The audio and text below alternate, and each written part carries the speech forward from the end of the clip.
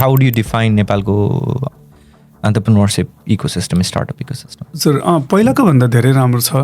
आजको एपिसोडमा चाहिँ we'll dive deeper into the world of private equity and particularly venture capital, since you belong to that realm of things.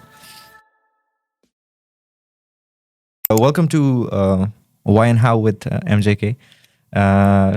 Why and how we try to understand why, the causes of things, and then how are we going to get there, achieve something, operation part. हजुर. Welcome again. Now let's begin with your introduction, where it all began for you, who introduced you to this PE world, what pulled you to this sector and everything. Okay, sure. Nepali है? Nepali. Okay. मेरो नाम सजन गौतम. म United स्टेट्समा एजुकेसनको लागि आएको. A long time back. And then I have been working in different capacities. Started in IT, information technology, and then moved gradually into the management. My concentration on IT चाहिँ cyber सेक्युरिटीमा थियो. हजुर.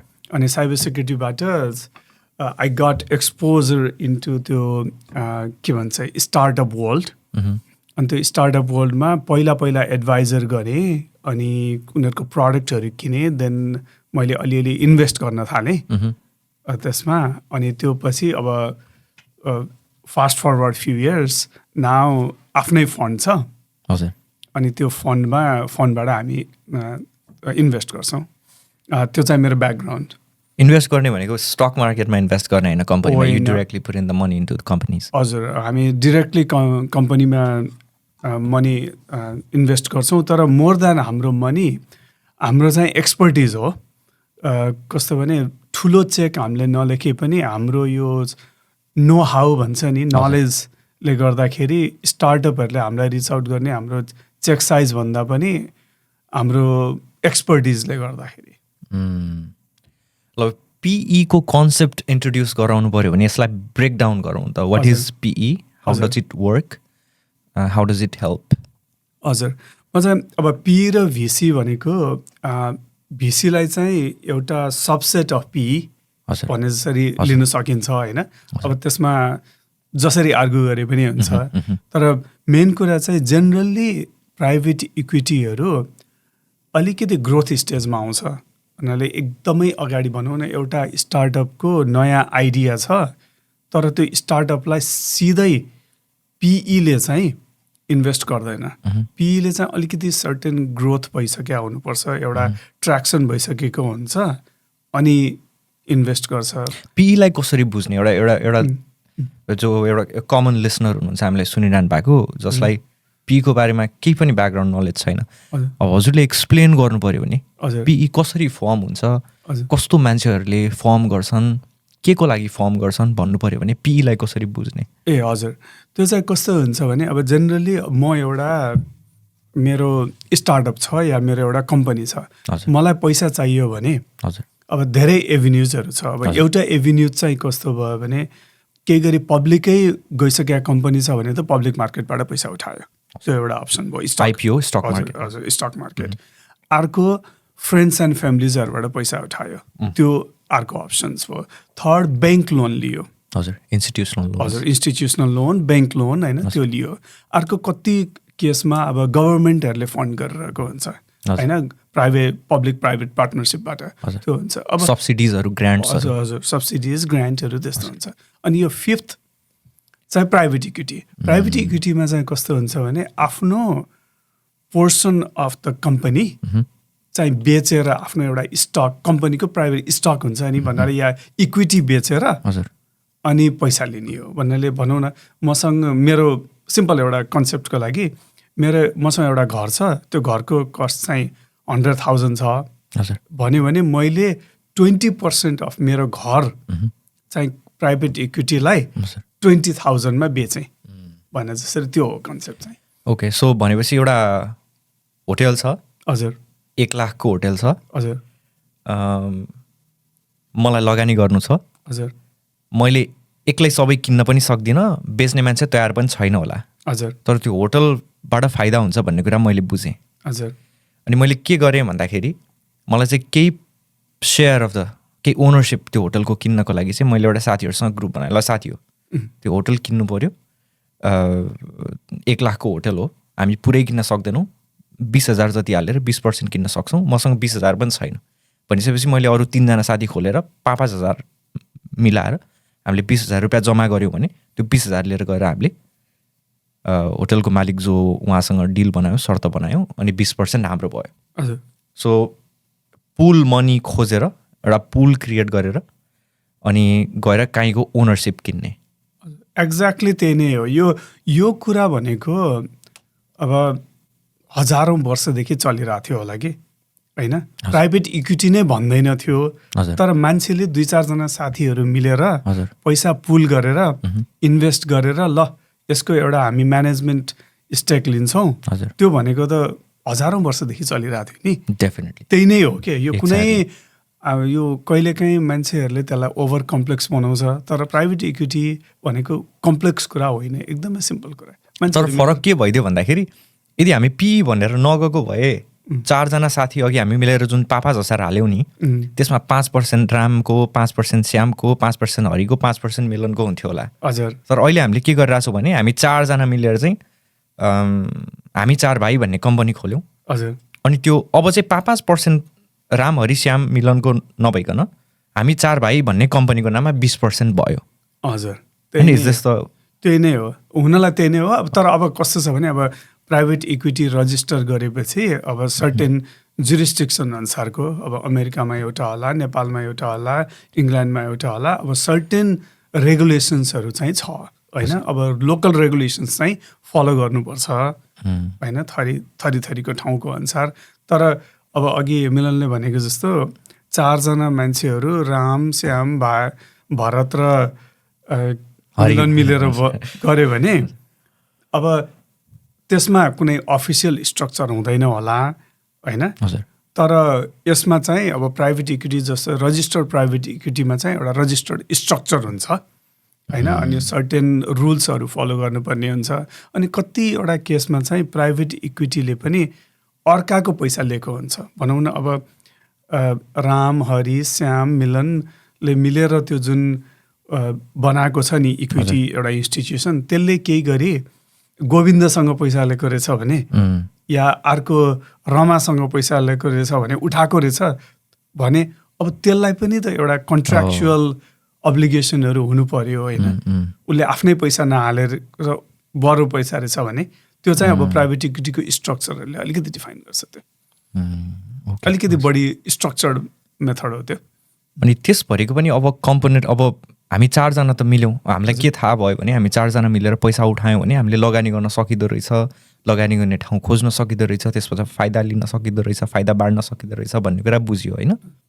तर हजुरले अघि भन्नुभएको कुरामा चाहिँ हजुरले जुन ट्यालेन्ट एक्सपर्टिज भन्नुभएको थियो नि, अब हामी 4 जना चाहिँ पैसा मात्र भएको र लगानी गर्न इच्छुक मान्छे भयौँ, तर अब हामीलाई मानौ कुनै विश्वमा ठुलो प्रविधि विकास भइरहेछ, एआई भइरहेछ, एआईको बारेमा हामी जान्दैनौँ, अब नजानेको ठाउँमा त कसरी पैसा हाल्ने, जोखिम कसरी लिने होइन।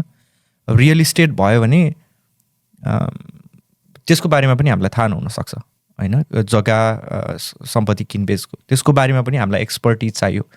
अब हजुरले भन्नु खोज्नु भएको चाहिँ अघि त्यो 4 जनाको समूहमा चाहिँ 1 जना रियल इस्टेट जानेको मान्छे, 1 जना एआई जानेको मान्छे, त्यस्तो समूह भयो भने चाहिँ त्यसले एक्सपर्टिजको पनि काम गर्यो अनि इन्भेस्टमेन्ट चाहिँ सेक्योर हुन पाउने भयो भन्ने। हजुर हजुर एक्ज्याक्टली। अनि अर्को चाहिँ कहिले चाहिँ के पनि हुन्छ भने त्यो 4 जना मध्येमा एक्सपर्टिज नभएको फिल्ड पर्यो भन्यो भने त्यो 4 जनाले आफ्नो अब रिटेनरमा हुन्छ कि आफ्नो नेटवर्कमा हुन्छ कि एडभाइजरहरू या सब्जेक्ट म्याटर एक्सपर्ट्सहरू हायर गरेर राख्छ होइन। त्यसले चाहिँ पोर्टफोलियो सपोर्टको काम भनौँ न। अब कुनै कम्पनीलाई अब फाइनेन्सियल एनालिसिसको लागि हेल्प गर्नु पर्यो, तर 4 जनासँग त्यो स्किल सेट्स छैन भने त्यो चाहिँ उनीहरूले एउटा कहिलेकाहीँ इम्प्लोइको आधारमा, अलिक ठुलो पिई छ भने नभए रिटेनरको आधारमा राखेको हुन्छ। त्यो भनेको चाहिँ हजुर त्यो चाहिँ कस्तो भने अब भनौँ न मलाई यो कन्ट्र्याक्चुअल बेसिसमा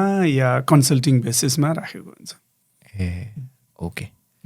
अब यो पिई भित्र चाहिँ हामीले पिई र भिसीको कुरा गऱ्यौँ होइन? पिई भित्रको भिसी एउटा भन्नुभयो वान फर्म। हजुर, फरक चाहिँ के हो पिई र भिसीको बिच? यस्तो अब के गरेर हुन्छ भने जनरल्ली प्राइभेट इक्विटीहरूले अब अलिकति बढी स्टेक हाल्छ कम्पनीमा, भिसीहरूले चाहिँ अलिक थोरै पर्सेन्टेज हालेर हुन्छ।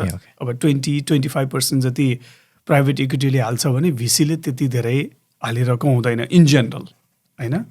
अनि अर्को चाहिँ प्राइभेट इक्विटीले झन्डै म्यानेजमेन्टै ओन गर्छ भन्नाले अपरेसन्समा इन्भल्भ हुन्छ। प्राइभेट इक्विटीले जब कम्पनीमा इन्भेस्ट गर्छ उनीहरूले आफ्नो म्यानेजमेन्ट एक्सपर्ट्सहरू तिनीहरू अपरेसनल डे टु डे अपरेसनलमै इन्भल्भ भइरहेको हुन्छ इन जेनरल। तर भिसीले चाहिँ पैसा हाल्छ तर त्यो स्टार्टअपहरूको त्यो कम्पनीकै ट्यालेन्टहरू युज गर्छ। उनीहरू चाहिँ गभर्नेन्समा जान्छ, एउटा गभर्नेन्स भर्सेस अपरेसन्स। उनीहरूले चाहिँ कहिलेकाहीँ बोर्ड सिट माग्छ, नट अल द टाइम। हजुर, तर उनीहरू त्यत्तिको इन्भल्भ हुँदैन। एउटा चाहिँ स्टेक कम हुन्छ, अर्को कुरा डे टु डे अपरेसन्समा इन्भल्भ हुँदैन। त्यति नै हो मेन फरक चाहिँ। अनि अब स्टेज पनि अलिकति फरक के हुन्छ भने प्राइभेट इक्विटीहरू अलिकति ढिलो इन्भल्भ भएको हुन्छ। एकदमै नयाँ स्टार्टअपहरू छ भने पहिला भिसिजहरू इन्भल्भ भएको हुन्छ प्राइभेट इक्विटी भन्दा। भनेपछि प्राइभेट इक्विटी भनेको चाहिँ अलरेडी प्रुभन कम्पनीजहरूमा ओनरसिप किन्ने भयो। हजुर, त्यो ग्रोथ स्टेज कम्पनीजहरू, ग्रोथ भइसकेको कम्पनीजहरूमा जेनरली प्राइभेट इक्विटी हुन्छ। र भेन्चर क्यापिटल भनेको चाहिँ अर्ली स्टेज स्टार्टअपहरू जसको चाहिँ मेबी रेभेन्यू मोडल डिफाइन भइसकेका छैन, मार्केट साइज चाहिँ एउटा भनौँ न त्यसको फिगर आउट भइसकेका छैन। सो त्यहाँनिर चाहिँ एक्सपर्टिज आयो, हजुर, क्यापिटल पनि आयो। हजुर, अनि त्यो एक्सपर्टिज र क्यापिटलको सहयोगले चाहिँ फेल हुन्छ कि पास हुन्छ अथवा सक्सेसफुल हुन्छ कि हुँदैन भन्ने कम्पनीजहरूलाई सक्सेसफुल हुने पर्सेन्टेज अथवा सर्टेन्टी चाहिँ बढाउने हेल्प गर्यो। हजुर, एकदमै। अनि एउटा क्लेरिफिकेसन चाहिँ के भने भेन्चर क्यापिटल अब पछिको लेट स्टेजमा पनि इन्भल्भ हुन्छ भेन्चर क्यापिटल होइन। कसो भने अर्ली स्टेजमा मात्र होइन, अब आइपिओसम्ममा पनि इन्भल्भ हुन्छ। हजुर, अनि त्यो चाहिँ एउटा क्लेरिफाई गर्नुपर्छ। तर जेनरली भेन्चर क्यापिटल चाहिँ अगाडिदेखि इन्भल्भ भएर पछिसम्म हुन्छ। अनि तर कन्ट्रोलिङ स्टेक प्राइभेट इक्विटीले जस्तो गर्दैन, त्यो एउटा। अनि अर्को एकदमै बढी देखिने चाहिँ हामीले सुनिन्छ नि, अब पब्लिकमा गएको कम्पनीहरू त्यसलाई फेरि प्राइभेट गर्यो अनि म्यानेजमेन्ट रिफाइन गर्यो, म्यानेजमेन्ट रिसफल गर्यो भने त्यो चाहिँ प्राइभेट इक्विटीले गर्छ। के अरे भेन्चर क्यापिटलले पब्लिक गएको कम्पनीलाई किनेर प्राइभेट बनाएर सबै म्यानेजमेन्ट रिस्ट्रक्चर गर्ने, कम्बाइन गर्ने त्यस्तो काम गर्दैन। ओके, सो भेन्चर क्यापिटल भनेको चाहिँ हाई रिस्क भयो तर लेस ह्यासल। लेस ह्यासल भन्नुभन्दा पनि लेस डे टु डे अपरेसन्समा हुँदैन। मैले त्यसलाई ह्यासल भनेर। अब यसमा एउटा सानो question, for example venture capital हजुरले भन्नुभयो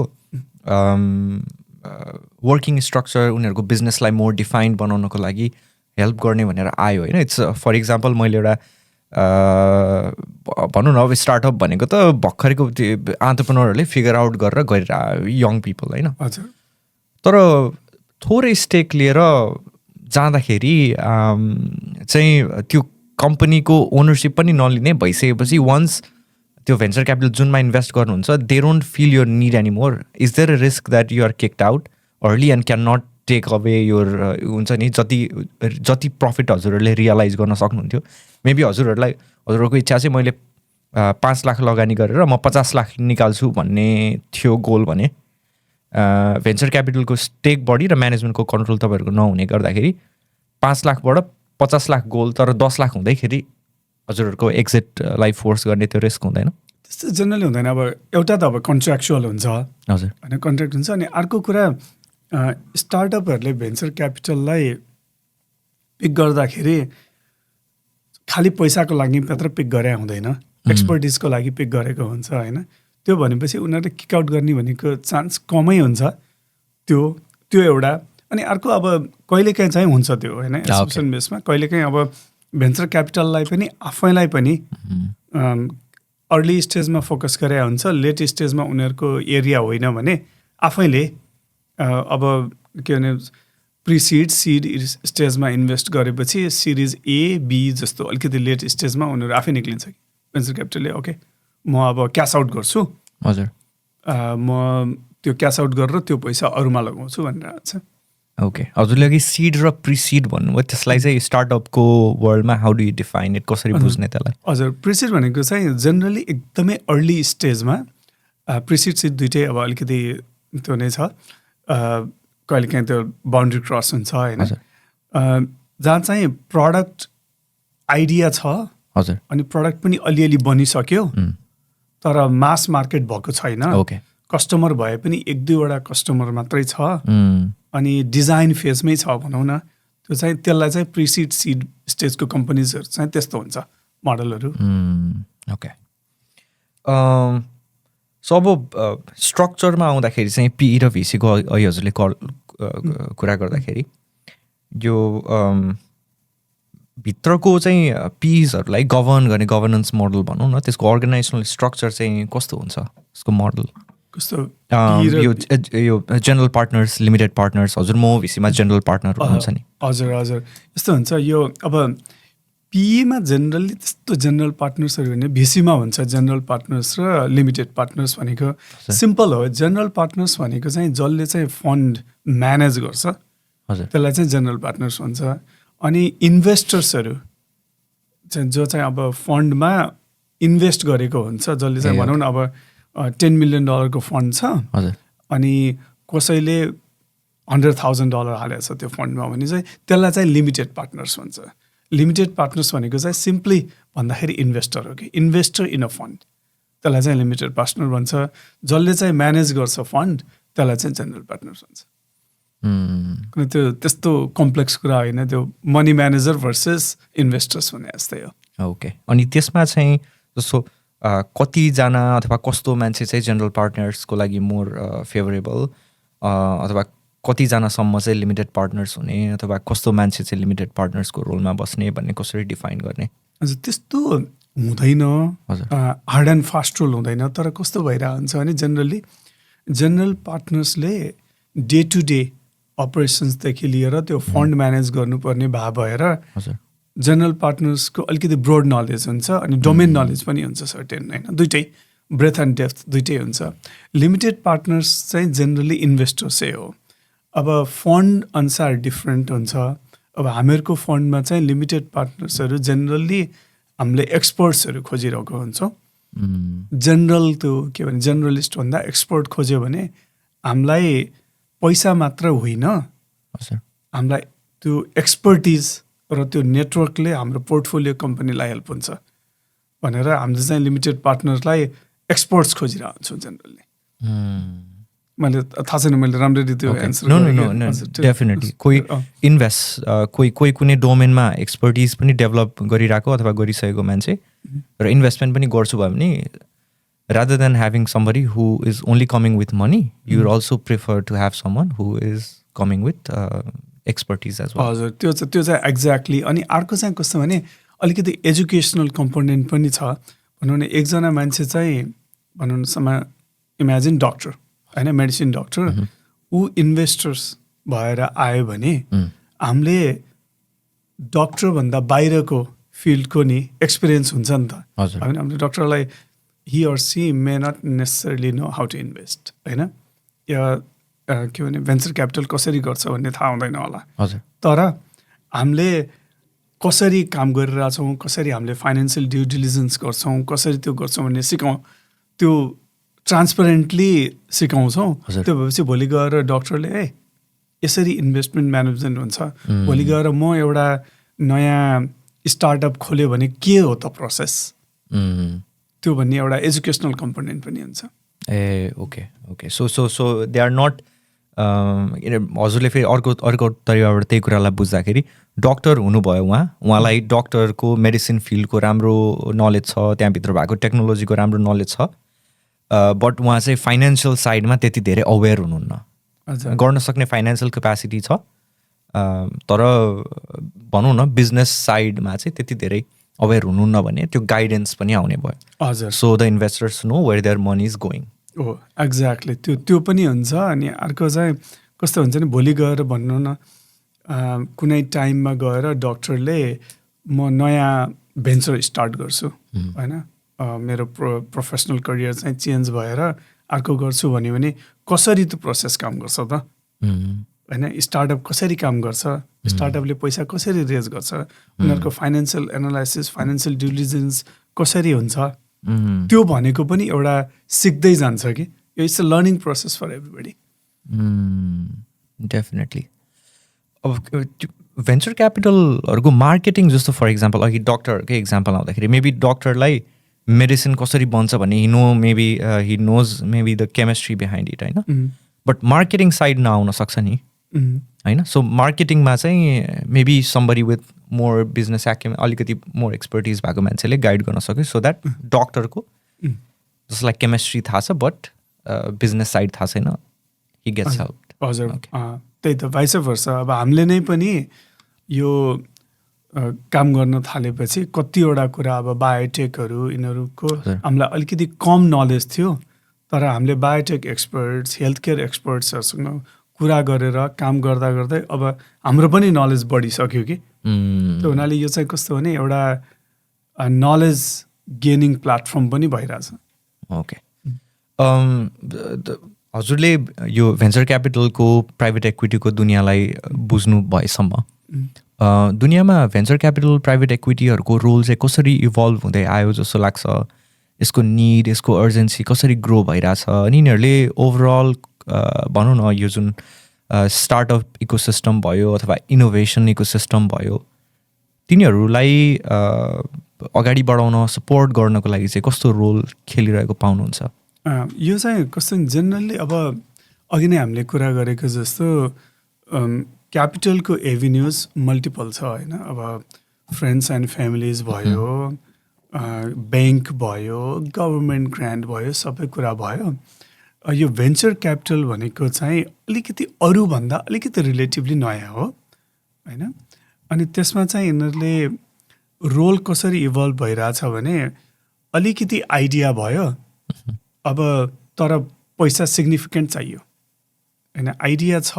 प्रडक्ट छ सिग्निफिकेन्ट पैसा चाहियो अब ब्याङ्कले एकदमै सजिलोसँग कुनै कोलाट्रल नभइकन पैसा दिँदैन होइन फ्रेन्ड्स एन्ड फ्यामिलीसँग सबैसँग पैसा हुँदैन होइन कसैको होला कसैको हुँदैन तर कोही यो भेन्चर क्यापिटल चाहिँ त्यो ठाउँमा स्टेप इन गर्छ जसले चाहिँ अब पैसा पनि छ अनि उनीहरूलाई अलिकति रिस्क टेकिङ पनि छ एक्सपर्टिज पनि छ त्यो हुनाले यो ब्याङ्कहरूको ग्याप या फ्यामिलीहरूको ग्याप या एक्सपर्टिजहरू त्यो जुन ग्याप छ नि त्यो ग्यापलाई चाहिँ फुलफिल गरिरहेछ भेन्चर क्यापिटलले लास्ट युएसतिरको भन्दाखेरि 1980sदेखि चाहिँ सिग्निफिकेन्टली बढिरहेछ अब क्यान यु हाम्रो अडियन्सलाई मोर एजुकेट गर्नको लागि जस्तो कुनै स्टार्टअपहरू जुनमा चाहिँ भेन्चर क्यापिटलहरूको रोल थियो अनि त्यसको इन्भेस्टमेन्टहरूको थ्रु चाहिँ they could significantly scale up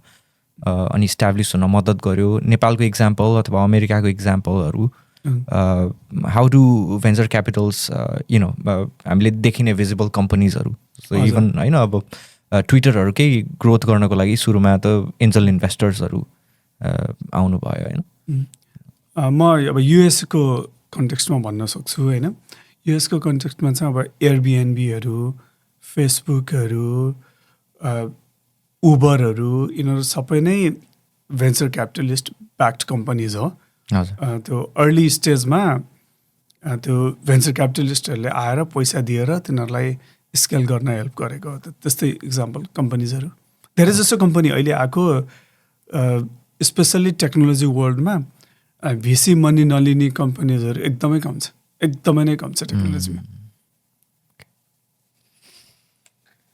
so यो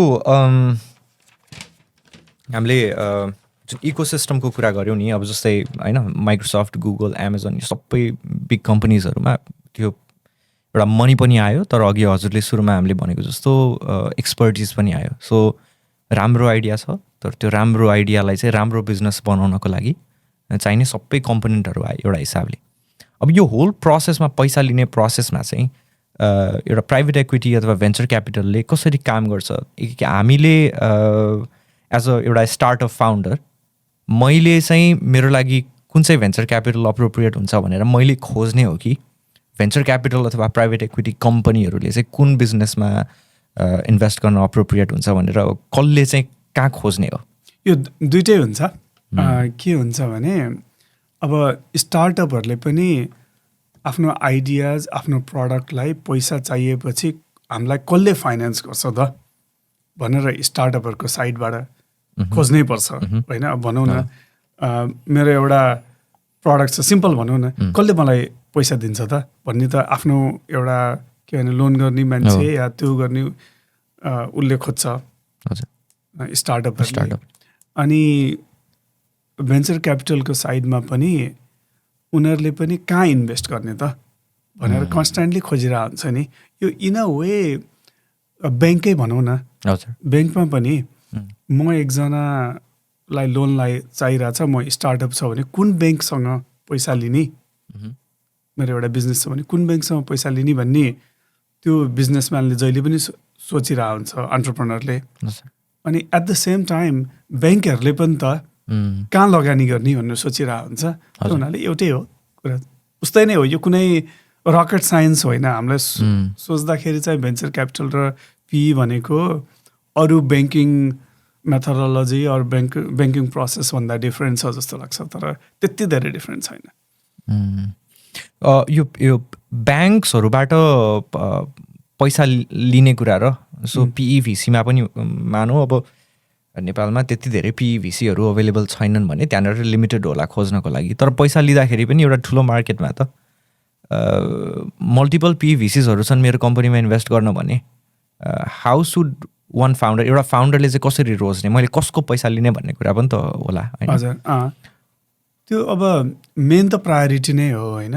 कस्तो भने एभ्री प्राइभेट इक्विटी भिसिस तिनीहरूको एउटा एक्सपर्टिज हुन्छ, फोकस एरियाज हुन्छ।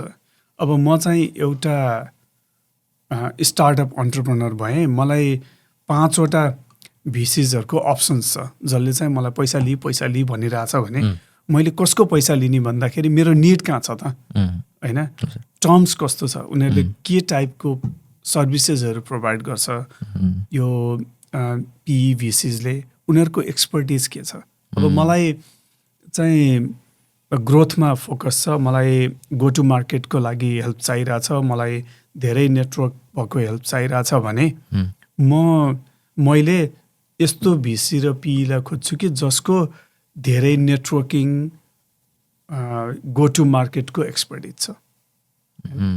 केही गरी म चाहिँ अन्टरप्रेनर स्टार्टअप हो, मलाई टेक्नोलोजी हेल्प चाहिरहेछ भने मैले यस्तो पिइभिसीलाई खोज्छु जसको चाहिँ टेक्नोलोजी एक्सपर्टिज धेरै छ।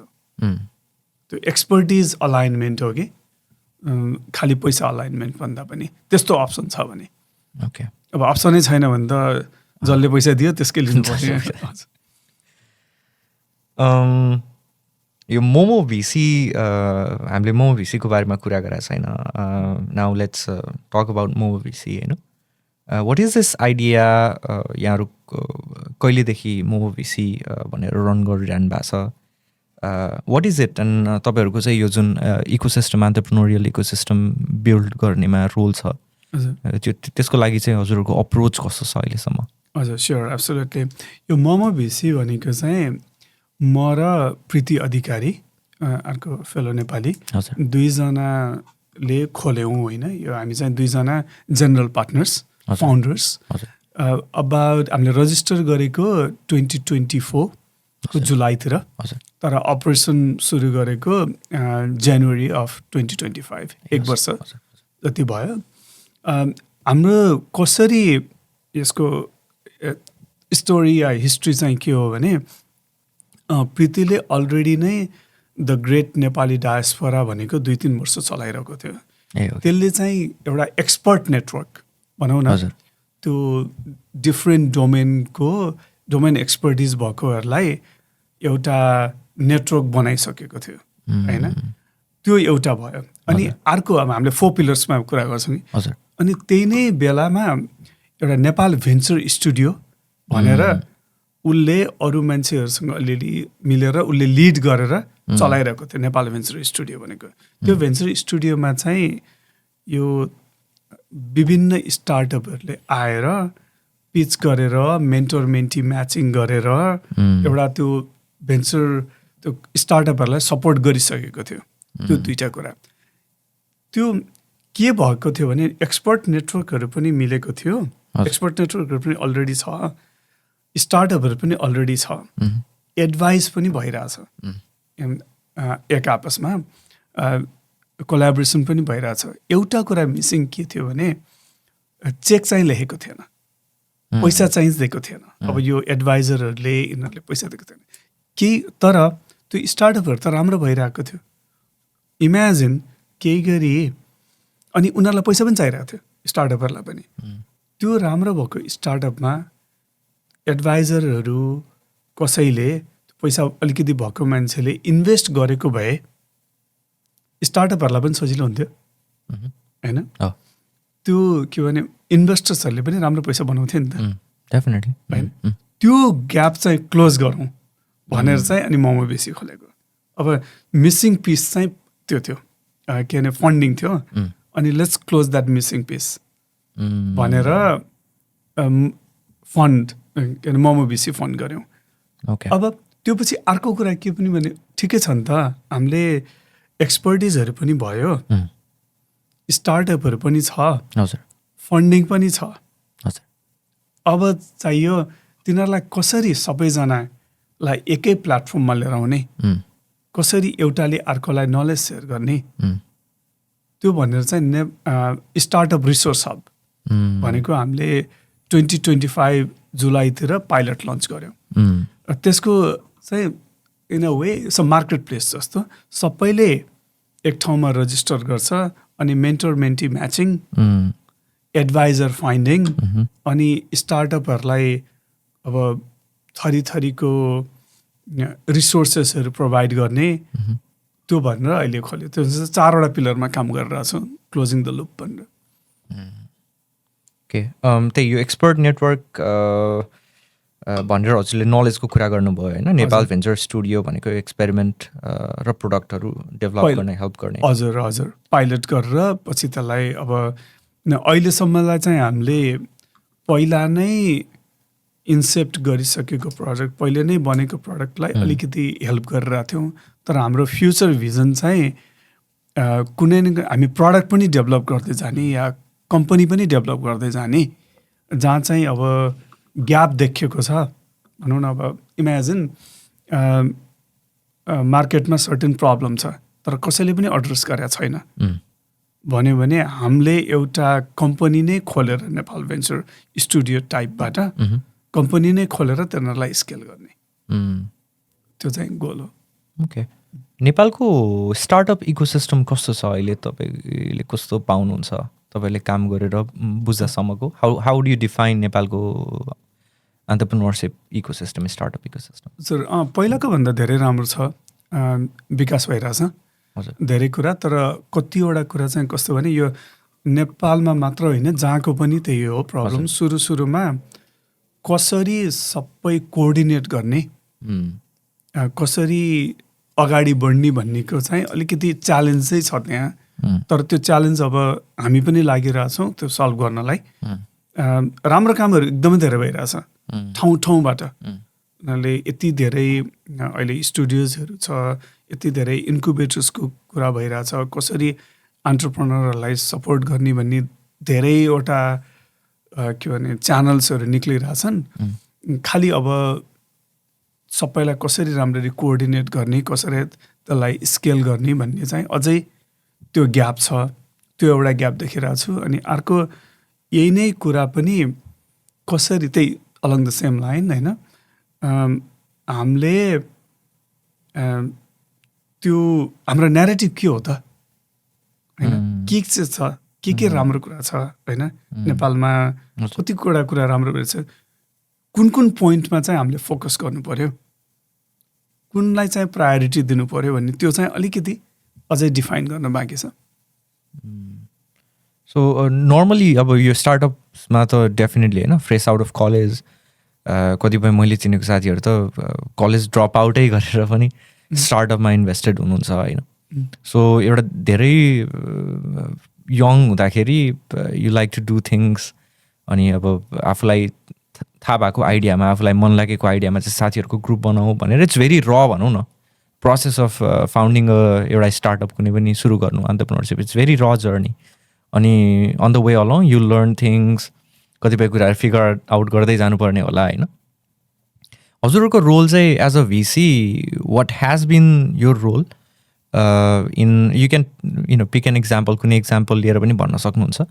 त्यो नर्चरिङको प्रोसेस उनीहरूलाई गाइड गर्ने प्रोसेस त्यो जुन अघि हामीले कुरा गऱ्यौँ नि क्यापिटल सँगसँगै एक्सपर्टिज पनि आउँछ भनेर त्यो कसरी काम गर्छ? हजुर म त्यो अलिकति एउटा अघि भनेको कुरालाई अलिकति एक्सप्लेन गर्छु.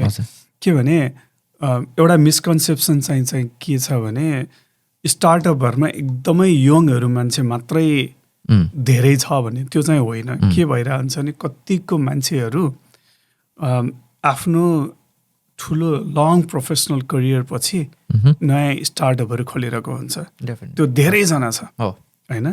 त्यो यङ मान्छेहरू मात्र यङहरू पनि इन्भल्भ छ एकदमै सिग्निफिकेन्टली धेरै. तर पछि पोस्ट करियर मान्छेहरू पनि धेरै छन्. अब नेपालको कन्टेक्स्टमा अलिकति कम होला तर इन जेनरल अरू ठाउँमा धेरै नै छन्. अब त्यो चाहिँ एउटा अलिकति क्लेरिफिकेसन. हामीले चाहिँ के गर्छौँ भने अब स्टार्टअपहरूसँग कुरा गर्दाखेरि सुरुमा यो चाहिँ हाम्रो डिरेक्ट इन्भेस्टमेन्टको लागि ठिक छ कि छैन म्याच गर्छ कि गर्दैन हाम्रो थिसिससँग भनेर हेर्छौँ होइन. हेरेपछि कहिलेकाहीँ सिधै यो चाहिँ हाम्रो इन्भेस्ट गर्न मिल्छ तर यिनीहरूलाई सर्टेन 1-2वटा कुरामा हेल्प चाहिन्छ. इक्जाम्पल दिन सक्नुहुन्छ कस्तो बिजनेस आयो भने चाहिँ स्ट्रेट अवे यो चाहिँ हो यस इन्भेस्टमेन्ट भन्ने अनि कस्तो खालको बिजनेस आयो भने चाहिँ no this is not a investment भन्ने ग्रिन फ्ल्याग्स र रेड फ्ल्याग्स के हो स्टार्टअप्सहरूमा? हुन्छ त्यो चाहिँ कस्तो हुन्छ भने हाम्रो अब सबै भिसीहरूको आफ्नै थिसिस हुन्छ होइन. त्यो चाहिँ कस्तो भने हाम्रो इन्भेस्टमेन्ट क्राइटेरिया भने जस्तो अनि हाम्रो पनि छ इन्भेस्टमेन्ट क्राइटेरिया होइन. हाम्रो इन्भेस्टमेन्ट क्राइटेरिया चाहिँ कस्तो छ भने एउटा अब राम्रो टिम हुनु पऱ्यो होइन. प्रब्लम डिफाइन भइसक्यो हुनु पऱ्यो होइन. खालि के भने जब पाए त्यही त्यो फ्लाइ बाई द नाइट भन्ने आइडिया त्यस्तोबाट हुनु भएन होइन. अनि डेडिकेटेड मान्छे हुनु पऱ्यो त्यो. अनि प्रब्लम अलिकति भ्यालिडेटेड हुनु पऱ्यो होइन. ल प्रब्लम त छ तर प्रब्लम कसलाई सोधेको छ त कसरी थाहा भयो प्रब्लम एक्जिस्ट गर्छ भने. अनि कुनै केसमा म अब के अरे म कुनै पनि एउटा पार्टिकुलर स्टार्टअपको बारेमा चाहिँ भन्दैन होइन. Just unfair. तर कहिलेकाहीँ चाहिँ कस्तो भएको छ भने हामीलाई इन्भेस्टमेन्टको लागि आएको हुन्छ अनि हामीले सोध्छौँ यो प्रब्लम त एकदमै ठिक छ तर भ्यालिडेट कसले गरेको छ त? पोटेन्सियल कस्टमरले भ्यालिडेट गरेको छ यो प्रब्लम भनेपछि ओके कुनै केसमा गरे हुन्छ कुनै केसमा गरे आउँदैन. गरेछ भनेपछि अनि सेकेन्ड फलोअप क्वेसन गरेको छ भने त्यो प्रब्लमको सोल्युसन यस्तो छ त्यो प्रब्लमको सोल्युसन भ्यालिडेट भएको छ त? प्रब्लम भ्यालिडेट भन्दैमा सोल्युसन भ्यालिडेट भएको त भन्न सकिँदैन नि होइन. अनि सोल्युसन भ्यालिडेट भएको छ सोल्युसन चाहिँ पनि भ्यालिडेट भएको छ. सोल्युसन भ्यालिडेट भएपछि त्यो प्रडक्ट उसले किन्छ त के भने कस्टमरले अनि किन्छ भने जुन प्राइस भनेको छ त्यो पैसामा किन्छ त होइन. ओके त्यो एउटा सिक्वेन्सियल प्रोसेस हुन्छ. त्यो हेर्दाखेरि प्यारलल जस्तो देखिन्छ कति कुरा सिक्वेन्सियल प्यारलल दुइटै वेबाट गइरहन्छ. एउटा प्रोसेसै एउटा थिसिस हुन्छ. थिसिसपछि हाम्रो अपरेसनल प्रोसेसै छ. हाम्रो चाहिँ जेनरली एकदमै लुजली बेस्ड यो लिन क्यानभस भन्ने प्रोसेसबाट सुरु भएको छ फ्रेमवर्क. अनि त्यसलाई चाहिँ हामीले आफैले अलिकति बढी एड गरेर अरू सर्टेन कुराहरू बनाएको छौँ अनि त्यसबाट चेक गर्छौँ यो भएको छ यो भएको छ यो भएको छ भएको छ. अनि जब चेकबाट भएपछि सर्टेन कुरा चाहिँ हामीले नन नेगोसिएबल भन्छौँ.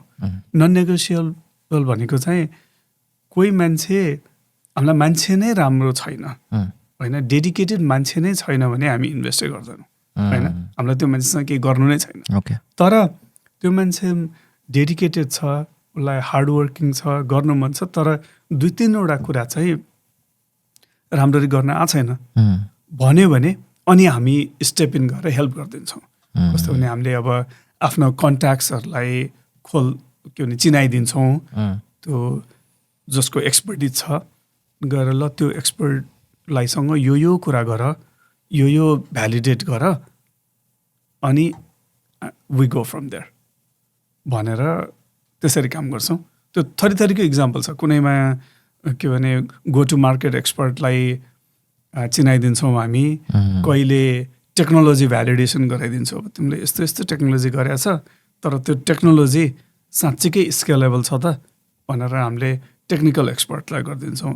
कसैले नयाँ रिस्क म्यानेजमेन्टको यस्तो मेथोडोलोजी हामीले बनाएको छौँ, यो हाम्रो प्रोप्राइटरी हो भनेपछि हामीले ओके, हामी एकचोटि भ्यालिडेट चाहिँ यो रिस्क म्यानेजमेन्ट एक्सपर्टलाई भेटाएर गराइदिन्छौँ भने त्यस्तो भइरहन्छ। अब कसैले के भन् यो प्रडक्ट चाहिँ यस्तो छ, यो सिस्टम्सभित्र चल्छ भनेपछि हामीले त्यो सिस्टम्समा इन्टिग्रेट गर्न कतिको गाह्रो छ त भनेर त्यसकै एक्सपर्ट्सहरूलाई बाट भ्यालिडेट गरिदिन्छौँ हामी। कस्तो भने भ्यालिडेसन र कोचिङ दुइटै। एउटा भ्यालिडेसन भयो, भ्यालिडेसनमा ल छैन आजको स्थितिमा यो प्रडक्टमा चाहिँ यो ग्याप देखिएको छ, तर त्यो ग्यापलाई कसरी क्लोज गर्न सकिन्छ भनेर हामीले त्यो कोचिङ मेन्टरिङ पनि प्रोभाइड गरिदिन्छौँ। यो भनेको चाहिँ सबै हजुरले भ्यालिडेट गर्ने प्रोसेस भनेको त एक हिसाबले हजुरहरूले आफ्नो साइडबाट रिस्क असेसमेन्ट गरिरहनु पनि भयो। हजुर, एक्ज्याक्टली त्यही हो। रिस्क एसेसमेन्ट पनि हो, अनि रिस्क एसेसमेन्ट प्लस कन्सल्टिङ के भनौँ न। हामीले मोस्ट अफ द केसेसमा सधैँ त गर्न सकिँदैन, किनभने एकदमै धेरै स्टार्टअपहरूले रिच आउट गरिरहेको हुन्छ। एक्ज्याक्टली, मैले यही नै प्रोसेस गर्न लागेको। सो यो त हजुरहरूले इन्भेस्ट गर्नुभन्दा पहिल्यै गर्नु पऱ्यो नि त। हजुर, पहिले नै गर्छौँ हामीले। के गर्छौँ भने स्टार्टअपहरूलाई हाम्रो अब स्टेप वाइज प्रोसेस छ। सुरुमा हेर्छौँ कि यो certain base line criteria meet गर्नै पऱ्यो होइन। अघि भनेको जस्तै अब फाउन्डर चित्त बुझ्नु पऱ्यो, प्रब्लमहरू राम्ररी डिफाइन गरे हुनु पऱ्यो। त्यो गरिसकेपछि अनि हामीले अर्को स्टेपमा गएर यसलाई के टाइपको हेल्प चाहिन्छ, यसलाई फाइनेन्सियल हेल्प चाहियो हो कि नन फाइनेन्सियल हेल्प चाहिएको। नन फाइनेन्सियल हेल्प छ भने चाहिँ हामी कहिलेकाहीँ त्यसलाई पनि ट्रायज गरिदिन्छौँ कि हाम्रो नन फाइनेन्सियल त्यो हेल्प प्रोभाइड गर्ने एक्सपर्ट्सहरूमा। फाइनेन्सियल हेल्प चाहिएको छ भने चाहिँ अनि हामी इन्भेस्ट पनि गर्छौँ। सो यसको चाहिँ अहिलेसम्म यो फर्मल प्रोसेस हुन्छ नि। फर इक्जाम्पल मलाई थाहा भयो मोमो भिसीको बारेमा, मसँग एउटा बिजनेस छ। फर्मल प्रोसेस चाहिँ के हुन्छ? मैले यसमा फेरि मोमो भिसीको मात्रै कुरा गर्न खोजेको होइन, अर्को पनि भिसीमा रिच आउट गर्नु पऱ्यो भने नर्मली पनि हजुरले कुरा गर्न सक्नुहुन्छ, बट मोमो भिसीको रेफरेन्स दिएर सिमिलर प्रोसेस हुन्छ भनेर पनि एक्सप्लेन गर्न पाउनुभयो। So formal process to apply चाहिँ के हुन्छ? हजुर, त्यो जेनरली अब धेरै जसोमा होइन, हाम्रो पनि त्यही नै हो। सबै स्टार्टअपहरूले एउटा इन्भेस्टर पिच डेक भन्ने बनाउँछन्। त्यो जेनरली सबैजनाको हुन्छ होइन। त्यो चाहिँ इन्भेस्टर्सलाई कसरी पिच गर्ने भन्ने, अनि त्यो डेकमा सर्टेन एउटा कम्पोनेन्टहरू हुन्छ कि सबैमा एप्लिकेसनको रिक्वायरमेन्ट्सहरू। हजुर, त्यो सर्टेनको हुन्छ होइन। अब त्यो हार्ड एन्ड फास्ट रुल छैन, तर एकदमै कमन हो। प्रब्लम के हो होइन, what is the problem in the market, अनि what is your solution, how you are approaching that होइन, अनि what is your unique advantage होइन। त्यो प्रब्लम सोल्युसन चाहिँ यसरी सोल्युसन यस्तो छ, सोल्युसन किन डिफ्रेन्ट छ त अरूको भन्दा, अनि what is your competitive differences होइन। युनिक त्यो भयो प्रडक्ट भ्यालु, त्यो युनिक त्यो भयो प्रडक्टको भ्यालु भयो, अनि त्यो पछि कम्पिटिटिभ डिफ्रेन्स, म अरूभन्दा या तिम्रो कम्पनी अरू कम्पनीभन्दा किन फरक छ होइन, कम्पिटिटिभ त्यो भयो। अनि त्यो पछि मार्केट कस्तो छ त, यो मार्केट चाहिँ ग्रोइङ मार्केटमा हो कि श्रिङ्किङ मार्केटमा हो होइन, त्यो कम्पोनेन्ट हुन्छ। अनि गो टु मार्केट हुन्छ, कसरी अब कस्टमरहरूलाई कसरी अप्रोच गर्छौ होइन, कस्टमर को हो अनि कस्टमरकोमा कसरी जान्छ भन्ने त्यो हुन्छ। अनि अलिअलि फाइनेन्सियल्सहरू हुन्छ होइन फाइनेन्सियल चाहिँ ल ठिकै छ नि त के भने यो गो टु मार्केटले यति यति पैसा आउँछ त्यो पैसालाई कसरी युज गर्छौ या त्यसलाई कसरी स्केल गर्छौ भन्ने हुन्छ अनि अर्को चाहिँ एकदमै कमन कम्पोनेन्ट पैसा रेज गर्न खोजेको छ भनौँ न अब कसैले 50 लाख छ भने त्यो 50 लाखको युज कसरी गर्छौ त होइन फाइनेन्सियल ब्रेकडाउन अब एभ्री मन्थ एभ्री क्वार्टर त्यो पैसा कसरी युज हुन्छ भन्ने त्यो एउटा कम्पोनेन्ट हुन्छ त्यो चाहिँ झन्डै सबै पिच डेकमा हुन्छ अनि कतिवटा हामीले हेर्दाखेरि त्यो पिच डेक स्क्यान गर्दैखेरि थाहा पाइहाल्छ कि यो कतिको डेप्थमा छ त्यो मान्छेको त्यो पिच डेकको आइडियाबाट नै थाहा हुन्छ के भने धेरै जसो केसमा सधैँ भन्न सकिँदैन धेरै जसो केसमा यिनीहरू कतिको डिपली सोचेको छ अनि त्यो पछि अनि कन्भर्सेसन स्टार्ट हुन्छ त्यो जेनरली धेरै जसो त्यो भिसिजहरूको त्यही नै हो अब कतिले भन्छ मैले पिच डेक नै नगरिकन भिसीलाई अप्रोच गरेँ अनि भिसी फन्डेड माई कम्पनी भन्ने पनि हुन्छन् तर त्यो भनेको कमन होइन त्यो एनोमली हो होइन कमन चाहिँ सबैले पिच डेक बनाएर भिसीलाई अप्रोच गरेर त्यो के भने भिसी कहाँ पठाएर अनि त्यहाँबाट प्रोसेस सुरु भएर आउँछ ओके यो अघि हजुरले पनि सुरुमा कुरा गर्नुभएको थियो नि यो आइडिया चाहिँ राम्रो छ बट हामीलाई फाउन्डर मन परेन भने हामी गर्दैनौँ भनेर अनि यो बिजनेसको साइडमै भनौँ न बिजनेस कुनै पनि स्टार्टअपको दुनियाँमा भइरहने कुरा हो क्या इन्भेस्टरले इन्भेस्ट गर्नु पऱ्यो भने चाहिँ what do you really bet on भन्दाखेरि आइडियामा मात्रै बेट गर्ने हो त कि त्यो आइडियालाई ब्याक गर्ने मान्छेको हो उसको पनि मेरिटलाई ब्याक गर्ने हो भन्ने कुरा कि आई थिङ्क हजुरले रिइन्फोर्स गर्नु नै भयो तर really if you have to wage कि आइडियाको मेरिटलाई हामी हेर्ने कि त्यो आइडियालाई ब्याक गर्ने मान्छेको मेरिटलाई हेर्ने भन्दाखेरि हजुरको लेन्समा चाहिँ हजुर कसरी कम्बिनेसन कस्तो भने आइडियाको अब मान्छे भन्नाले त्यो मान्छे कोचेबल छ कि छैन त्यो मान्छे हाउ उसको अब क्रेडिबल छ कि छैन एउटा होइन कस्तो भने यो मान्छेमा म विश्वास गर्न सकिन्छ होइन त्यो एउटा भयो अनि त्यो मान्छेले अब नयाँ इन्फर्मेसनहरू आयो भने कतिको छिटो पिभट गर्न सक्छ त्यसलाई डाइजेस्ट गरेर अब भोलि भनौँ न कम्पनीलाई अचानक चेन्ज गर्नु पर्यो भन्यो भने कतिको रिसेप्टिभ छ त्यो मान्छेको आइडिया त्यो मान्छेको के भन्ने अब पर्सनालिटिजहरू होइन त्यो हेरिन्छ तर फेरि दुइटै चाहिन्छ कि यो कम्बिनेसन यो कस्तो हुन्छ भने डगेडनेस भन्छ नि जसलाई चाहिँ एकदमै हार्डकोर म आज एकदमै राम्ररी काम गर्छु म एकदमै त्यो हलचल हुँदैन भन्ने मान्छे पनि चाहिन्छ तर एट द सेम टाइम हलचल नहुने तर अर्काले भनेको कुरा सुन्ने मान्छे पनि चाहिन्छ क्या त्यो भनेको कस्तो भने मान्छे इभ्यालुएसन पनि हो धेरै केसमा अनि सबैभन्दा ठुलो त अब कतिको हार्डवर्किङ छ होइन उसको भिजन कस्तो छ जुन इन्भेस्टमेन्ट पनि त्यही हो नि के भने यो भेन्चर क्यापिटल मात्र होइन केही गरी तपाईँले आफ्नो पैसा कसैलाई दिनु परेको छ भने नि हो त्यो त आइडिया मात्र होइन नि त मान्छेमा पनि विश्वास गरिन्छ नि डेफिनेटली या अनि मान्छेमा मात्र विश्वास होइन आइडियामा पनि गरिन्छ दुइटै त्यो कम्बिनेसन हो यो मोमो भिसी त्यो सँगसँगै अरू भेन्चर क्यापिटलहरू प्राइभेट इक्विटी मार्केटलाई हजुरले जसरी हेर्नु भएको छ नेपालको लागि अब यसलाई चाहिँ हजुरले नेपालकै अलग्गै मात्रै इभ्यालुएट पनि गर्न पाउनुभयो होइन तर त्यो सँगसँगै अमेरिकाको अथवा ग्लोबल सिनारियो नै हेर्दाखेरि चाहिँ पिईहरू कसरी इभल्भ भइरहेछन् स्पेसली हामी जस्तो सानो इकोनोमीमा भनौँ होइन रिलेटिभली अलिक स्मलर साइज इकोनोमी डेभलपिङ कन्ट्रिजहरूमा definitely there is huge upside potential पनि हुनसक्छ होइन त्यहाँ इमर्ज भएको आइडियाजहरू अमेरिकामा ल्याएर त्यसलाई रोप्न सकियो भने त्यसको अझ झन् आउटकम्स अझै बढी होला अथवा एउटा कन्टेक्स्टमा इमर्ज भएको आइडियालाई चाहिँ अर्को कन्टेक्स्टमा पनि त्यसलाई रेप्लिकेट गर्न सकियो भने त्यसले पनि काम गर्ला बट कमिङ ब्याक टु नेपालको ल्यान्डस्केप भिसिजहरू कसरी मुभ गरिरहेछन् त्यो ओभरअल ल्यान्डस्केप भिसिजको साइडबाट इन्भेस्टमेन्ट गर्ने हिसाबले पनि कसरी मुभ गरिरहेछन् र स्टार्टअप फाउन्डर्सहरूले पनि प्रब्लमहरूलाई कसरी अप्रोच गरिरहेको पाउनुहुन्छ यो नेपालको बारेमा म एक्सपर्ट होइन नेपालको यो भिसी र पी ल्यान्डस्केपको बारेमा। तर मेरो अब्जर्भेसन लास्ट फ्यु इयर्सको अब्जर्भेसन चाहिँ के भएको छ भने अर्ली स्टेज इन्भेस्टर्सहरू नेपालमा अलिकति कम छ। अलिकति लेटर स्टेजमा जुन त्यो पीहरू आउने त्यो चाहिँ अलिकति बढी छ। हजुर। अर्ली स्टेजमा आउने भिसिजहरू चाहिँ अलिकति कम छ। त्यसमा अब रिस्क पनि बढी छ।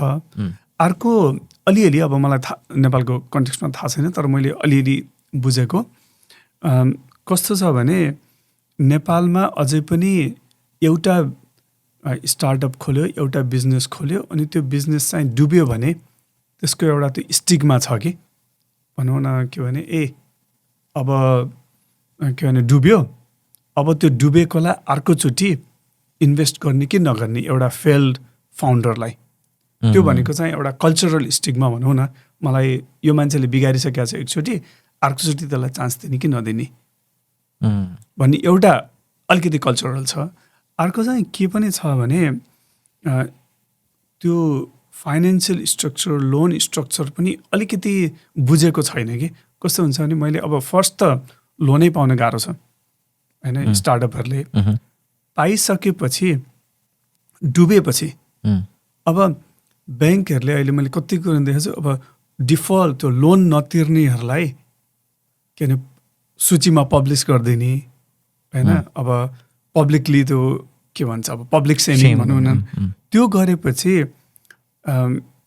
गाह्रो भयो नि त त्यो स्टार्टअपहरूलाई अर्कोचोटि त्यही ब्याङ्कसँग पैसा नउठाए पनि अर्को ब्याङ्कसँग पैसा उठाउनु पनि गाह्रो भयो नि होइन। अनि कहिलेकाहीँ त फ्रिजै हुन्छ। अनि मैले अब एकदमै राम्ररी बुझेको छैन, तर कहिलेकाहीँ एउटा ब्याङ्कबाट पैसा लिएर तिर्या छैन भने राष्ट्र ब्याङ्क या अरू थ्रु त्यो फ्रिज हुन्छ। अब त्यो स्टार्टअपको केसमा हेरौँ न, मैले एउटा स्टार्टअप खोलेँ अनि म चाहिँ पैसा लिएँ अनि मैले चलेन, म डुबेँ भने मैले सेकेन्ड चान्स कहिले पाउने त? केही गरी यो पब्लिक सेमिङ हुन थाल्यो भने त्यो चाहिँ अब थाहा छैन कतिको ठुलो प्रब्लम हो। तर मलाई चाहिँ अलिकति त्यो एड्रेस गर्नुपर्छ, अलिकति त्यो कल्चरली त्यसलाई एड्रेस गर्नुपर्छ जस्तो लाग्छ। Both culturally as well as त्यो के भने फाइनेन्सियल इन्सेन्टिभहरू पनि चाहिन्छ जस्तो लागिरहेछ। हजुरको त्यो जेनरल ट्रेन्ड के मैले अब यो नेपाल भनेको त अब मोस्टली हाम्रो स्टार्टअपहरू फाउन्डर्सहरू पनि सबै काठमाडौँमै कन्सन्ट्रेटेड छन् होइन।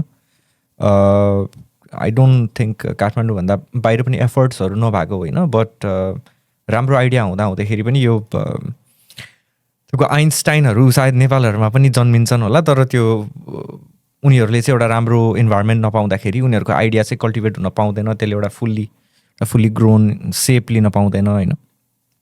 त्यसमा चाहिँ यो त्यसमा थियो अघि तपाईँले भन्नुभयो जस्तो यो लेन्डिङ अर्गनाइजेसनहरूले ब्याङ्क्सहरूले धेरै गाह्रो छ नि त लोन्सहरू अप्लाई गरेर अप्रुभ हुनको लागि। त्यसमा चाहिँ यो भेन्चर क्यापिटलहरूबाट अथवा प्राइभेट इक्विटीहरूबाट एउटा फन्डिङ आउने र यो विभिन्न कल्चरल स्टिग्माहरूको बावजुद पनि तपाईँले जुन एउटा कल्चर चाहिँ छ नि त्यो रोपिसके जस्तो मलाई लाग्छ होइन। Lot of people are aware, high net इन्डिभिजुअल्सहरू इभन धेरै मान्छेहरू अहिले इन्ट्रेस्टेड हुनुहुन्छ भेन्चर क्यापिटलमा। यो प्राइभेट इन्भेस्टर्सहरूले चाहिँ अहिले त्यो कम्पनीको मेरिट सँगसँगै इकोनोमीको साइज र हाम्रो अरू जुन कन्ट्रीको एक्सटर्नालिटिजहरू हुन्छ नि, यो पोलिटिकल सिचुएसनदेखि लिएर अरू कुराहरू, इन्स्टेबिलिटी, हाम्रो जियोग्राफिक, नेपालमा चाहिँ तपाईँको लिमिटेसन्स के छ जस्तो लाग्छ तपाईँको इकोनोमीको बियोन्ड पनि एउटा कम्पनीलाई ग्रो गर्नको लागि, त्यसलाई नर्चर गर्नको लागि हामीसँग अपर्च्युनिटिजहरू पनि छ definitely, because we have China, we India होइन। इट्स अ बिग मार्केट नेपालको लागि। तर एउटा कम्पनी स्टार्ट गरेर त्यसलाई एउटा सक्सेसफुल बनाउनको लागि एक्सटर्नालिटिजहरू चाहिँ के छ? अगेन है, म अब नेपालको एक्सपर्ट होइन, मेरो चाहिँ अब्जर्भेसन हो कि यो के भन् लास्ट 2-3 वर्ष नेपालसँग अलिकति क्लोजली काम गरेको भएर, धेरै मान्छेहरूसँग कुरा गरेको भएर अब्जर्भेसन चाहिँ कस्तो भने नेपाली प्रडक्ट भनौँ नि, एउटा स्टार्टअपले प्रडक्ट बनाउन लागेको छ, कुन मार्केटमा को लागि त्यो प्रडक्ट बनाइरहेछ, त्यो मार्केट एनालाइसिस गर्ने या मार्केट त्यो गर्ने अझै पनि अपर्च्युनिटी धेरै छ। कति बेलामा हामीले के सुन्छौँ भने नेपाली स्टार्टअपसँग कुरा गऱ्यो अनि के हो त एम, कुन मार्केटको लागि यो प्रडक्ट बनाइरहेछ भन्यो नि, ओके हामी चाहिँ नेपालको मार्केटको लागि पहिला बनाउँछौँ अनि त्यही नै प्रडक्ट युएसमा पनि स्केल गर्छौँ भन्छ। अनि हाम्रो फलोअप क्वेसन चाहिँ के भइरहन्छ त्यस्तो केसमा, अनि युएसको मार्केटमा त्यो निड छ त होइन, के गरी त्यो निड अलरेडी नै युएसमा मेट भइसकेको छ भने भोलि गएर त्यो कसरी युएसमा एक्सपान्ड गर्छ त? एउटा त्यो कुरा होइन, मार्केट एनालाइसिस नै फर्स्ट कुरा भयो। सेकेन्ड चाहिँ गो टु मार्केट प्लान, ल भइगयो ठिकै छ नि त, के भने युएसमा मार्केट छ, के भने निड रहेछ, अथवा इन्डियामै मार्केट छ, तर त्यहाँ कसरी जाने त? के गरी त्यहाँ कनेक्सन्स नभएको, त्यहाँ नेटवर्क नभएको मान्छेले, अब जुन मार्केटमा पनि कनेक्सन या नेटवर्क नभएको मान्छेले नेपालबाट आएर यहाँ प्रडक्ट बेच्न सक्छ। सर्भिसेस बेच्ने भनेको एउटा भयो होइन, प्रडक्ट बेच्न सक्छ त? त्यो ग्याप चाहिँ हामीले अलिकति देखेको छौँ। त्यसैले गर्दा पनि हामीले यो टिजिएनडी होइन, ग्रेट नेपाली डायस्पोरा र मोमो भिसी दुवैजना हामी मिलेरै नेपालको स्टार्टअपहरूलाई कसरी युएसहरू या अदर ग्लोबल मार्केटमा स्केल गर्न सकिन्छ भन्ने एउटा प्लेटफर्म प्रोभाइड गर्न खोजिरहेको छौँ। कस्तो अब भनौँ न, मार्केटिङ हेल्पदेखि लिएर इन्कर्पोरेट गर्ने हेल्पदेखि लिएर त्यो सबै हामी चाहिँ नेपालको कन्टेक्स्टमा त्यो प्रोभाइड गर्न खोजिरहेको छौँ। नत्र के देखिरहेको छ भने नेपालमा आइडियाज पनि राम्रो छ, मान्छेहरू पनि एकदमै राम्रो छ, प्रडक्ट पनि राम्रो बनिरहेछ, तर मार्केट राम्ररी नबुझेको, मार्केटमा इनडेप्थ कनेक्सन्स नभएकोहरूले आएर 3 हप्ताको रोड सो गरेर म प्रडक्टहरू बेच्छु, म ठुलो स्केल हुन्छु भन्नलाई गर्न सक्ला, तर गाह्रो छ त्यो गर्न। रेप्लिकेबल पनि हुनु पर्यो होइन, जुन बिजनेस मोडलमा हजुरहरूले नेपालमा इन्भेस्ट गर्नुहुन्छ त्यो बिजनेस यदि ग्रो भयो भने तपाईँहरूले के पनि हेर्नु पऱ्यो भने ल नेपालमा त ग्रो भयो, तर इन्डियामै पनि यदि यही प्रब्लम एक्जिस्ट गर्छ भने हामीले इन्डियामा पनि लगेर बिजनेस उत्तिकै सक्सेसफुल्ली यसलाई ग्रो गर्न एक्सप्यान्ड गर्न सक्छौँ कि सक्दैनौँ त भन्ने पनि हेर्नु पऱ्यो होइन। हजुर एक्ज्याक्टली। कस्तो भने हामीले जहिले पनि सोच्दाखेरि हामी स्टार्टअपहरूलाई पनि त्यही भन्छ कि प्रब्लम भ्यालिडेट गर होइन, प्रब्लम भ्यालिडेट गर्दाखेरि मार्केट अनुसारको प्रब्लम भ्यालिडेट गर कि होइन, के भने कुनै मार्केटमा त्यो प्रब्लम एक्जिस्ट गर्ला, तर अर्को मार्केटमा त त्यो प्रब्लम सल्भ भइसकेको छ भने नि कसरी त्यो मार्केट पेनिट्रेट गर्ने त? अथवा सेम प्रब्लम एक्जिस्ट गर्छ भने पनि मान्छेहरूको ह्युमन बिहेभियरको कारणले गर्दाखेरि अथवा त्यहाँको सोसाइटल फ्याक्टर्सहरूले गर्दाखेरि अथवा इन्फ्रास्ट्रक्चरको कारणले डिफ्रेन्ट च्यालेन्जेसले गर्दा सेम अप्रोचमा त्यो प्रब्लम सल्भ गर्न नसकिएला। त्यही त, त्यसको लागि पनि थट आउट चाहिँ हुनु पर्यो। हजुर एकदमै। त्यो कस्तो भने कसरी त्यसलाई स्केल गर्छ, यो हामीले कहिलेकाहीँ युज गर्दाखेरि टर्मिनल चाहिँ रेप्लिका भन्छौँ कि होइन। कस्तो अब युएसमा अलरेडी एउटा प्रडक्ट छ अनि नेपालमा त्यो अर्को प्रडक्ट बनाइरहेछ, त्यो प्रडक्ट चाहिँ युनिक प्रडक्ट बनाइरहेछ कि replica of a US product के होइन।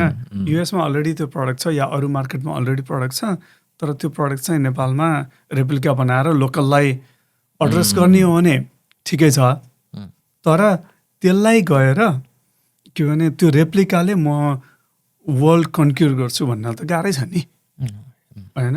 अनि त्यो अब रेप्लिका बनाएर नेपालको प्रब्लम सल्भ गर्छौँ भने पनि त्यसमा चाहिँ अनि हामीले सोच्छौँ ठिकै छ नि त, नेपालको त्यो मार्केट कति ठुलो छ त, त्यो market sufficient big enough for us to invest. अब यो एन्टरप्रेन्योरसिप भनेकै प्रब्लम सल्भिङ हो होइन। स्टार्टअप भनेको पनि प्रब्लम सल्भिङ हो. Problem solving, making money out of problem solving. कसैको लाइफ इजियर बनाइदिएर you make money out of it. अब नेपालको हामीले यो जुन यो स्टार्टअप इकोसिस्टमको कुरा गऱ्यौँ अथवा बिजनेस ल्यान्डस्केपको कुरा गर्दाखेरि हामीसँग हजुरले भन्नुभएको जस्तो ट्यालेन्ट पनि छ,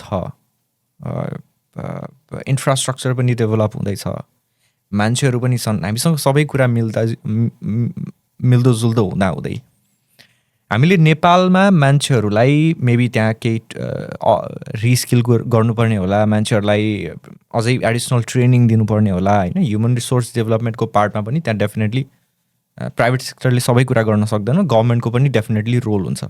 तर हामीले सबै हिसाबको चाहिँ हार्ड इन्फ्रास्ट्रक्चर, सफ्ट इन्फ्रास्ट्रक्चरहरू डेभलप गरिसकेपछि चाहिँ यदि नेपालमा हामीले एउटा राम्रो खालको इन्भाइरोमेन्ट बनाउन सक्यौँ भने नेपालमा लोकल्ली डेभलप भएको प्रडक्टहरूलाई ग्लोबल्ली मार्केट गर्न सकिने स्कोप, पोटेन्सियल के देख्नुहुन्छ? हजुरको अप्टिमिजम के छ त्यसको अराउन्डमा?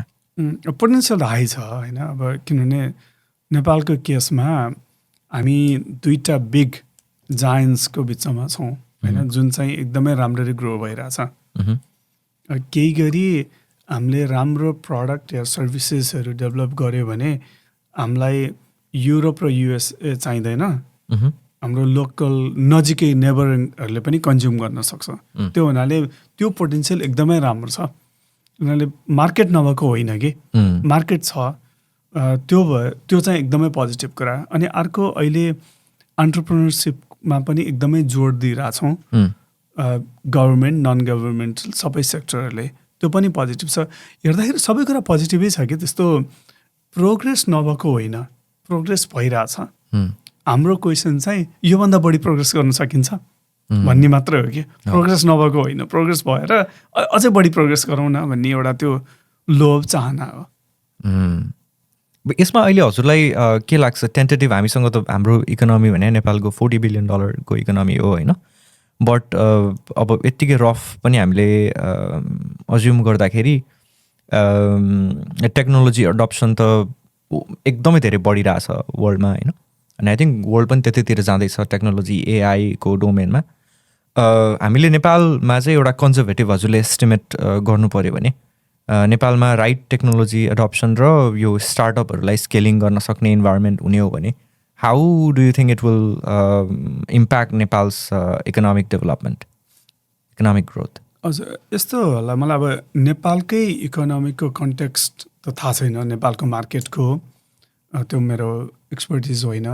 मैले अब डेटाहरू हेरेको अनुसार अहिले नेपालबाट सबैभन्दा बढी एक्सपोर्ट हुने अब लेबर बाहेक आइटी नै हो. IT outsourcing. हजुर, आइटी आउटसोर्सिङ. त्यो लास्ट डेटा कहिले हेर्दाखेरि $1.5 बिलियन पर इयर भन्दा बढी थियो. त्यो भनेपछि 2-3 वर्ष अगाडि त्योभन्दा बढिया छ होला. त्यो पोटेन्सियल छ होइन, त्यसलाई मल्टिपल फोल्ड बढाउन सकिन्छ होला जस्तो लाग्छ मलाई. ओके. अब यो बिजनेसेसहरूको कुरा गर्दाखेरि हजुरलाई चाहिँ एज अ स्टार्टअप को इन्भेस्टर भनौँ, के कुराले ड्र गर्छ हजुरलाई? के खालको बिजनेसेसहरू चाहिँ यो यसको चाहिँ पोटेन्सियल हाई छ भने? अघि हामीले आइडियाहरूको मेरिटमा कुरा गऱ्यौँ होइन, स्पेसली मैले हजुरलाई त्यो ग्रिन फ्ल्याग्समा ल्याउन खोजेको र त्यसमा चाहिँ कसरी पनि यो क्वेसनलाई हेर्न सकियो भने what are the right things that a startup founder can do while is just beginning of? सुरु गर्दाखेरि चाहिँ what are the few right things somebody can do, what are the usual wrong things they do, त्यो how they can start right भन्ने कुरा मैले ल्याउन खोजेको. अब त्यसमा नि अझै फर्दर लेफ्टमा जाँदाखेरि कहिलेकाहीँ सबभन्दा ठुलो कुरा त हामीले कुन एरियामा इन्भेस्ट गर्छौँ भन्ने हो होइन. अब हामीले एज अ फन्ड होइन, अब हामीले हाइड्रोमा इन्भेस्टै गर्दैनौँ, रियल इस्टेटमा इन्भेस्टै गर्दैनौँ भने त्यो स्टार्टअप जतिसुकै राम्रो, जतिसुकै जे भए पनि हाम्रो लागि त मिलेन होइन. हाम्रो सर्टेन एरियाजहरू छ इन्भेस्ट गर्ने. अब हामीले साइबर सेक्युरिटीमा गर्छौँ, फिनटेकमा गर्छौँ, एआइएमएलहरूमा गर्छौँ होइन, अनि क्लिन टेक, अब हेल्थ टेक होइन, सस्टेनेबिलिटी त्यतातिर गर्छौँ, क्लाइमेट टेकतिर. तर अब टेक्नोलोजी इनेबल कम्पनीजहरू, अब नन टेक्नोलोजीहरूमा हामीले गर्दैनौँ। जतिसुकै त्यो स्टार्टअप त्यो भए पनि मतलब भएन होइन त्यो कुरामा। अनि अब जब हाम्रो त्यो 6वटा फोकस एरियाजमा पर्यो, त्यो भित्र चाहिँ उनीहरूले कसरी प्रब्लम भ्यालिडेट गरेको छ, उनीहरूको अप्रोच के हो, अघि भनेको जस्तै उनीहरूको कम्पिटिटिभ डिफ्रेन्सेसहरू के हो, उनीहरूले स्केल गर्न सक्ने प्लान कसरी छ, त्यसबाट डिटरमाइन हुन्छ। यो कस्तो नेपालको होस् कि युएसको होस् कि जहाँको कम्पनी होस्, हामीले हेर्ने तरिका चाहिँ त्यही नै हो, लेन्स चाहिँ। ओके, अब यसलाई चाहिँ एउटा हामीले प्राइभेट सेक्टरको ग्रोथसँग जोडेर हेरौँ पिइभिसीलाई होइन। सो प्राइभेट मान्छेको एउटा निजी व्यक्तिको क्यापिटल चाहिँ कसरी प्राइभेट सेक्टरकै ग्रोथमा एउटा कम्पनीबाट पैसा कमाएको बेसिकली अर्को कम्पनीमा कसरी ट्रान्सफर गर्ने भन्ने कुरा भयो यो प्राइभेट सेक्टरमा। बट यो प्राइभेट सेक्टरको फन्ड चाहिँ जस्तो अब यो प्राइभेट इक्विटी चाहिँ पब्लिक इन्फ्रास्ट्रक्चर डेभलपमेन्ट भनौँ न, अब यो पब्लिक प्रोजेक्ट्सहरू जस्तो प्रफिटेबल हुन पायो नि त पब्लिक प्रोजेक्ट्सहरू पनि। सो यो टनल बनाउने कुरा भइरहेछ, नागढुङ्गा टनल हुनसक्छ अथवा अर्को कुनै टोल रोड हुनसक्छ होइन, त्यो पनि छोडिदिउँ, हाइड्रो पावरहरू हुनसक्छ, त्योभन्दा अझै रिटर्न दिने खालको प्रोजेक्टहरूमा चाहिँ कसरी प्राइभेट इक्विटी फन्डहरूले प्राइभेट फन्डहरूले चाहिँ आफ्नो स्पट खोज्न सक्छन् जस्तो लाग्छ मलाई नेपालको डेभलपमेन्टमा। यस्तो अब मेरो त्यो एरिया अफ एक्सपर्टिज होइन, तर मैले धेरै अब सुनिरहेको हुन्छ यो पब्लिक प्राइभेट पार्टनरसिप भनेर, पिपिपी होइन। अब त्यसको डिफ्रेन्ट कन्ट्रिजहरूको छुट्टै मोडलहरू होला हजुर होइन। त्यो अब एकदमै राम्रो साउन्ड गर्छ सुन्दाखेरि, तर कसरी त्यसलाई इन्स्टिट्युसनलाइज गर्ने भन्ने चाहिँ मेरो अब त्यति मेरो आइडियाको कुरा होइन। Okay okay, so private equity private यो भिसीको कुरा छुट्टै भयो, तर प्राइभेट इक्विटीहरू चाहिँ मोर रिटर्न ओरिएन्टेड प्राइभेट सेक्टरमै चाहिँ बढी इन्भेस्टेड त्यो पनि हुन्छ अनि पब्लिकमा पनि हुन्छ। अब के भने पब्लिक प्राइभेट पार्टनरसिप भन्छ नि, त्यसमा प्राइभेट इक्विटीहरूले रेज गरेको पैसाहरू लिएर गएर सर्टेन गभर्मेन्टको इन्सेन्टिभहरू छ भने इन्भेस्ट गरिरहन्छ। अब जेनरली नेपालको कन्टेक्स्टमा भन्ने भयो भने यो पिपिपी हाइड्रोमा छ होइन, गरिरहेछ, तर मलाई एक्सपर्टिज चाहिँ छैन त्यो कुरामा, किनभने मेरो त्यो डोमेन भएन, मलाई त्यति आइडिया छैन। ओके, अब नेपालको सेक्टरको लागि कुरा गर्दाखेरि अघि हामीले हजुरहरूको यो मोमो भिसीको बारेमा पनि कुरा गऱ्यौँ, यसले कसरी काम गरिरहेछ नेपालको एन्टरप्रेन्योरियल इकोसिस्टम बिल्ड गर्नलाई मोमो भिसीले कसरी काम गरिरहेछ भन्ने कुरा भयो। त्यो सँगसँगै नेपालमा मोमो भिसी र अरू प्राइभेट इक्विटी फन्डहरूको लागि चाहिँ गोइङ फरवर्ड अपर्च्युनिटिजहरू के देख्नुहुन्छ तपाईँ? How can you help fund the ecosystem होइन, countries growth of the private sector, support innovation होइन, सपोर्ट ट्यालेन्ट, र त्यो सँगसँगै चाहिँ अब let's look at what the challenges are as well, ग्रोथको लागि के छ बोटलनेकहरू? त्यो अलिकति लोडेड क्वेसन छ त्यो होइन, तर म अब एक दुईवटा कुरा भन्छु क्लेरिफिकेसनबाट। अहिलेसम्मको हाम्रो मोमो भिसीको फन्ड नेपालमा डिरेक्ट इन्भेस्ट गर्दैनौँ होइन। हामीलाई इच्छा चाहिँ के छ भने अर्को नयाँ फन्ड खोलेर नेपालकै लागि एउटा डेडिकेटेड फन्ड होस्, प्रिफरेबली नेपालबाटै उठाएर नेपालमै युज गर्ने, त्यो एउटा छ। अब बोटलनेकहरूको कुरा गर्दाखेरि सर्टेन हामीले अघि पनि कुरा गरिसकेका छौँ, तर एक दुईवटा कुरा चाहिँ कस्तो भने कसरी एउटा स्ट्यान्डर्डाइज भ्यालुएसन मेथड बनाउने होइन, कम्पनीको भ्यालु कसरी हुन्छ, भ्यालुएसन कसरी हुन्छ भन्ने, त्यो चाहिँ रकेट साइन्स पनि होइन तर हार्ड साइन्स पनि होइन होइन। कस्तो भने अलिकति मिलेर एउटा फर्मल स्ट्रक्चर बनाउन सकिन्छ होला, त्यो हामी अझै एक्सप्लोर गरिरहेछौँ। हामीलाई एन्सर थाहा छैन कसरी हुन्छ भन्ने, अपर्च्युनिटी छ, एन्सर थाहा छैन, त्यो त्यसमा काम भइरहेछ। मैले अलिकति त्यो क्वेसन फेरि रिट्रिएट गर्नुहोस् त, त्यो अलिकति लामो भयो, मैले बिर्सेँ त्यो। नो मैले भन्न खोजेको अपर्च्युनिटिजहरू चाहिँ भन्न खोजेको मोमो भिसीको आफ्नो एउटा अपर्च्युनिटीको लागि तपाईँहरूले आफ्नो एउटा स्पेस त नेभिगेट गर्दै हुनुहुन्छ होइन, तर त्यो सँगसँगै पनि मोमो भिसीको मात्रै ग्रोथको कुरा भएन कि त्यो पुरै इकोसिस्टम नै भेन्चर प्राइभेट इक्विटीको लागि स्कोपहरू बिल्ड आउट गर्नको लागि चाहिँ कतिसम्म ग्रो गर्न सकिन्छ जस्तो लाग्छ हाम्रो प्राइभेट सेक्टर, किनभने त्यसको पनि एउटा केही लिमिटेसन्स होला होइन। जस्तो हामीले अब जस्तो सिङ्गापुर जस्तो हामीले अथवा इजरायल जस्तो कन्ट्रिजहरू हेऱ्यौँ भने geographically they are small size population होइन। ट्रेडिसनल्ली हेर्ने हो भने यु कुड नट इमेजिन कि सिङ्गापुर जस्तो एउटा सानो सिटी स्टेट आइल्यान्डले चाहिँ त्यत्रो इन्फ्लुएन्स राख्छ, त्यत्रो इकोनोमी साइज क्रिएट गर्न सक्छ भनेर। त्यसमा डेफिनेटली गभर्मेन्टको पनि एक्टिभ रोल छ, प्राइभेट सेक्टरले पनि आफ्नो रोल प्ले गरेको छ नि। सो त्यसरी नेपालमा चाहिँ तपाईँको प्राइभेट सेक्टरहरूले एक्टिभली रोल खेल्ने हो, इन्भेस्टमेन्टको लागि विन्डोजहरू पाथवेज चाहिँ सजिलो बनाउने हो भने तपाईँले पिईको साइज चाहिँ कति बढ्न सक्ने देख्नुहुन्छ? त्यो मलाई अब कस्तो नि एउटा अगेन है, म अब इकोनोमिस्ट होइन, म त खालि त्यहाँ नेपालमा गएर अब्जर्भ गरेको मान्छे हो। मलाई अब त्यो त्यस्तो इकोनोमिक डेटा पनि छैन मसँग, त्यो हुनाले मैले एन्सर यो मेरो एक्सपर्टिजको कुरै होइन क्या त्यो। ओके, बट आई थिङ्क हजुरले भन्नुभएकै कुरामा चाहिँ आई थिङ्क अहिले हामीले जति साइज बनाएको छौँ नि इकोनोमीको, आई थिङ्क त्यसमा चाहिँ सिग्निफिकेन्टली डेफिनेटली कन्ट्रिब्युट गर्न सक्छ प्राइभेट सेक्टरले होइन।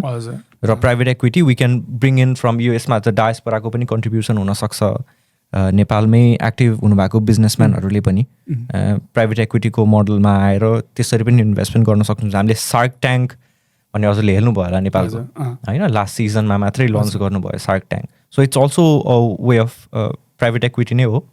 प्राइभेट इक्विटी अब किनबिसी अब जे भन्दा पनि हुन्छ, इन्भेस्टर्स भनौँ न, यसलाई कस्तो भने हामीले त्यति धेरै प्राइभेट इक्विटी र भिसी भनेर डिफ्रेन्सिएट गर्नुभन्दा पनि एउटा स्टार्टअपलाई पैसा चाहिएको छ होइन। हजुर, यसलाई पैसा चाहिएको छ भने त्यो भिसी होस् कि प्राइभेट इक्विटी होस् कि ब्याङ्क होस् कि उसको लागि त स्टार्टअपको लागि त त्यो मतलब छैन नि।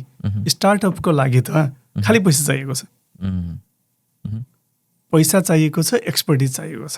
त्यो एभिन्युज सार्क ट्याङ्कबाट इन्भेस्टर्सले दिन्छ कि ती सार्क ट्याङ्ककै मान्छेले या सार्क ट्याङ्कबाट हेरिरहेको मान्छेले दिन्छ। भोलि भनौँ न एउटा राम्रो स्टार्टअपले गएर सार्क ट्याङ्कमा पिच गर्यो, सार्क ट्याङ्कको कुनै पनि सार्क्सहरूले इन्भेस्ट गरेन, तर घरमा बसेर टिभी हेरिरहेको एकजना मान्छेलाई इन्भेस्ट गर्न मन लाग्यो अरे, त्यो पनि त हुन्छ नि। स्टार्टअपको लागि त त्यो सार्क ट्याङ्ककोसँग मतलब भएन नि। एज लङ एज त्यो पैसा आएको मान्छेले अरू पनि पैसा बाहेक अरू पनि केही कुरा खोजेको छ भने प्रोभाइड गर्न सक्छ भने। त्यो भएर यो प्राइभेट इक्विटी र भिसीसँगको रिलेटेडै छैन कि मेरो विचारमा चाहिँ, त्यो चाहिँ मेरो ओपिनियन। डेफिनेटली। र अब च्यालेन्जेसको कुरामा चाहिँ हजुर अघि हजुरले पनि डिफ्रेन्ट पोइन्ट अफ टाइममा पोइन्ट आउट गरिसक्नुभयो होइन। मैले मेरो पैसासँग डेफिनेटली एउटा बिजनेस स्टार्ट गर्ने मान्छे, स्टार्टअपले पनि उसले पनि म आइडियालाई सफल नै बनाउँछु, म सक्सेसफुल हुन्छु भनेरै स्टार्ट गरे हुन्छ उसको पार्टमा। तर एज अ इन्भेस्टर अझ स्पेसली पिईमा त तपाईँ अब जेनरल म्यानेजर हुनुहुन्छ भने, जेनरल पार्टनर हुनुहुन्छ भने you are also working with somebody else's money, तपाईँमाथि पनि अरूले विश्वास गरे हुन्छ। सो एउटा फन्ड म्यानेजरको रूपमा एउटा प्राइभेट इक्विटीले चाहिँ कसैको चाहिँ बिजनेसमा इन्भेस्ट गर्नलाई विश्वास गरिरहेछ भने नेपालको कन्टेक्स्टमा चाहिँ स्पेसली सो च्यालेन्जेसहरू के हुन्छ? वे डु यु थिङ्क कि सबै कुरा राइट हुँदाहुँदै पनि there is a chance that the business will fail भन्ने कुरामा चाहिँ, or may not be successful भन्ने कुरामा चाहिँ च्यालेन्जेस के छ एउटा प्राइभेट इक्विटीको फन्ड चाहिँ सक्सेसफुल भएर त्यसबाट रिटर्न आउनको लागि चाहिँ? त्यो होला कस्तो नि, अगेन है मेरो अब्जर्भेसन हो, म नेपालको एक्सपर्ट होइन। नेपालको कस्तो भइरहेछ यो प्राइभेट इक्विटीको मार्केट भनेको म प्योरली अब्जर्भर हो, म त्यहाँको नेपालको एक्सपर्ट होइन नि त। मलाई चाहिँ के लाग्छ भने अब राम्रै काम गरिरहेछ कतिवटा प्राइभेट इक्विटीहरूले इन्भेस्ट गरेको कम्पनीजहरू राम्रै गरिरहेछ। अब च्यालेन्जकै हिसाबमा त मलाई थाहा नै छैन, यो मेरो डोमेनभन्दा अलिकति बाहिरकै होला क्वेसन। अब त्यो प्राइभेट इक्विटीले इन्भेस्ट गरेको कम्पनीजलाई बाहिर लिएर आएर युएसहरू जस्तो मार्केटमा लिएर आएर कसरी स्केल गर्ने भन्यो भने चाहिँ त्यसमा चाहिँ मैले अलिकति इनपुट दिन सक्छु होला होइन। हामीले कसरी त्यो कम्पनीलाई यहाँको इन्कर्पोरेट गर्ने, कसरी अरू एक्स्ट्रा इन्भेस्टर्सहरू लिएर आउने, कसरी स्केल गर्ने भन्ने। तर नेपालको प्राइभेट इक्विटीमा के च्यालेन्जेस छ, कसरी विकनेसेसहरू छ भन्ने त त्यो त म नेपालको त्यो इकोनोमिक एक्सपर्ट पनि होइन, प्राइभेट इक्विटी एक्सपर्ट पनि त होइन नि। ओके, अब now going forward I think हाम्रो कति 1 घन्टा भइसकेको छ, टेक 15-20 मिनट्स। नेपालको मात्रै पनि परेन, आई थिङ्क तपाईँले पिई भिसीको जुन सेक्टर छ त्यसलाई चाहिँ नेपालको कन्टेक्स्टमा अब यसको future potentially your message can be to potential investors हजुर जो चाहिँ मोमो भिसीको कामसँग इन्ट्रेस्टेड हुनुहुन्छ अथवा यो तपाईँलाई सुनेर प्राइभेट इक्विटीको वर्ल्डमा चाहिँ जसको इन्ट्रेस्ट ग्रो भयो, उहाँहरूको लागि चाहिँ तपाईँको मेसेज के हुन्छ? पिईलाई तपाईँ कसरी बुझाउन चाहनुहुन्छ, कसरी सेल गर्न चाहनुहुन्छ भन्दा पनि कसरी जोडिने भन्ने कुरामा चाहिँ how do you want describe PE, यहाँभित्र लुकेको अपर्च्युनिटिजहरूको बारेमा? म फेरि अलिकति त्यसमै जान्छु है। यो म पिई भन्दा पनि म बढी भिसीतिर फोकस गर्छु होइन। के छ जुनसुकै ठाउँमा पनि, नेपालमा मात्र पनि होइन, जुनसुकै ठाउँमा पनि स्टार्टअपहरूलाई पैसा रेज गर्न गाह्रो छ, स्पेसल्ली अर्ली स्टेजमा। ग्रोथ स्टेजमा चाहिँ त्यत्तिको गाह्रो छैन, किन एउटा फाइनेन्सियल ट्र्याक्सन भइसकेको हुन्छ, एउटा डेटा भइसकेको हुन्छ, सबै हुन्छ।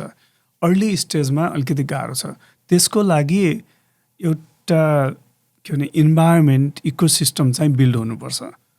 इकोसिस्टम बिल्ड गर्ने भनेको कसरी भने स्टार्टअपहरूलाई अर्ली स्टेजमा पैसा बाहेक अरू एडभाइसहरू चाहिन्छ, एक्सपर्ट्सहरू चाहिन्छ, उनीहरूलाई मार्केट रिसर्च गर्ने टुल्सहरू चाहिन्छ।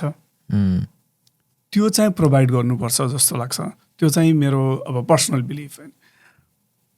इन्भेस्टर्सहरूको लागि एउटा अब स्टार्टअपहरूलाई एकदमै हेल्प गर्नु मन लागिरहेको हुन्छ इन्भेस्टर्सहरूलाई, धेरैलाई। तर इन्भेस्टर्सहरूलाई थाहा हुँदैन कसरी हेल्प गर्ने भन्ने। अनि कतिजनाले ओके म एन्जल इन्भेस्टर हुन्छु, म एउटा आफ्नै पैसा लगाउँछु त्यसमा अनि स्टार्टअपलाई हेल्प गर्छु भनेको हुन्छ। त्यो ग्रेट आइडिया होइन, त्यो एन्जल इन्भेस्टर। तर गाह्रो चाहिँ नेपालहरूको जस्तो कन्टेक्स्टमा, स्पेसल्ली यहाँ अरू ठाउँमा पनि हुन्छ, कसरी त्यो कम्पनीको आइडिया भ्यालिडेट गर्ने, कसरी त्यसलाई भ्यालुएसन गर्ने, कसरी त्यसलाई हेल्प गर्ने भन्ने चाहिँ थाहा हुँदैन। अनि यो इन्भेस्टर्सहरूको इन्टेन्ट एकदमै राम्रो भए पनि एन्जल इन्भेस्टर्सहरूको त्यो पैसा लगाउँदा चाहिँ झन्डै च्यारिटी माइन्डसेट हुन्छ। किनभने राम्ररी ड्यु डिलिजेन्स गर्न नजानेर या त्यो टाइपले होइन। अनि त्यसको सट्टा स्ट्रक्चर्ड वे अफ इन्भेस्टिङ, अब भिसीहरू भनेको चाहिँ स्ट्रक्चर्ड वे अफ इन्भेस्टिङ भनौँ न। हामीसँग कसैले इन्भेस्ट गर्यो भने ड्यु डिलिजेन्सको जिम्मा त हाम्रो हुन्छ नि, हामी गर्छौँ नि ड्यु डिलिजेन्स होइन। हाम्रो एक्सपर्ट्स छ ड्यु डिलिजेन्स गर्ने, हाम्रो मेथडोलोजी छ, अनि हामी सेयर गर्छौँ। त्यो हुन्छ कस्तो भने एक्सपर्ट हायर गरेर काम गराउने भने जस्तो भनौँ न। अब तपाईँको भोलि गाडी बिग्रियो भने आफैले युट्युब हेरेर त्यो गरेर रिपेयर गरे पनि भयो, त्यो पनि एउटा अप्सन छ। तर रिपेयर पर्सन कहाँ लिएर गयो भने पनि बेटर अप्सन होला नि त। अलिकति बढी पैसा लाग्ला, अलिकति त्यो होला, तर एउटा ग्यारेन्टी त नभनौँ, एउटा सेटिस्फ्याक्सन, एउटा के भने एक्सपर्ट छ भने जस्तो हुन्छ। अनि हामी चाहिँ त्यो क्याटेगोरीको पऱ्यौँ कि यो सिधै। तर त्यसो भन्दैमा हामी डिस्करेज चाहिँ गर्दैनौँ कि कसैले स्टार्टअपलाई सिधै इन्भेस्ट गर्नु लागेको छ भने डिस्करेज गर्दैनौँ। तर कसरी गर्नुहुन्छ त, मेथड के हो भन्ने चाहिँ सोच्नै पर्छ नि। त्यो त अलिकति एजुकेसन चाहिन्छ होला। अब यहाँ किन अहिले त नेपालमा पनि त्यो एन्जल्स नेटवर्क, एन्जल्स त्यो कम्युनिकेसन त्यो के अरे एसोसिएसन्सहरू बनिरहेछ। उसले पनि हेल्प गर्छ होला कसरी यो भ्यालुएसन गर्ने, कसरी ड्यु डिलिजेन्स गर्ने भन्ने। तर मलाई त्यस्तो धेरै आइडिया चाहिँ छैन त्यो फिल्डमा। सो डेफिनेटली हजुरले भन्नुभएको जस्तो एउटा बिजनेसको त होइन टु अर्ली स्टेजमा त कसरी नै भ्यालुएसन गर्नलाई त गाह्रै हुन्छ होइन। के आधारमा भ्यालुएसन गर्ने, सेल्स पनि भइसक्यो हुन्न, यु जस्ट ह्याभ टु जज on the merit of idea alone. Merit of ideas अनि merit of ideas plan, ideas and plan भनौँ न। त्यो इनफ त हुँदैन कहिले पनि। तर जस्तो मानौँ अब भनिसकेपछि यहाँ अर्को एभेन्यू चाहिँ हजुरले गफ गर्दाखेरि के पनि देखियो भने एउटा भनेको चाहिँ म एज अ स्टार्टअप फाउन्डर मैले भिसी खोजेर मेरो आइडिया पिच गर्न पनि गएँ, अथवा भिसीले हजुरले मलाई पत्ता लगाएर तिमीले यस्तो बिजनेस गरेर रहेछ, हामी इन्ट्रेस्टेड छौँ, यदि if you need help we are here भन्ने त्यो भयो।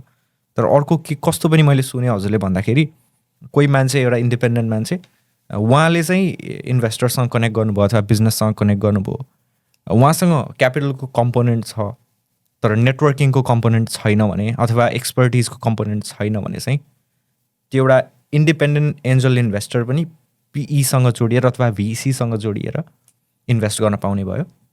Is that right? त्यही नै हो, गर्ने नै त्यही हो। कस्तो भने अब एन्जल इन्भेस्टर, अब म नै आफै पनि एन्जल इन्भेस्टर पनि हो होइन। म आफैले इन्डिभिजुअली पनि इन्भेस्ट गर्छु कहिलेकाहीँ, गर्थेँ पनि पहिला।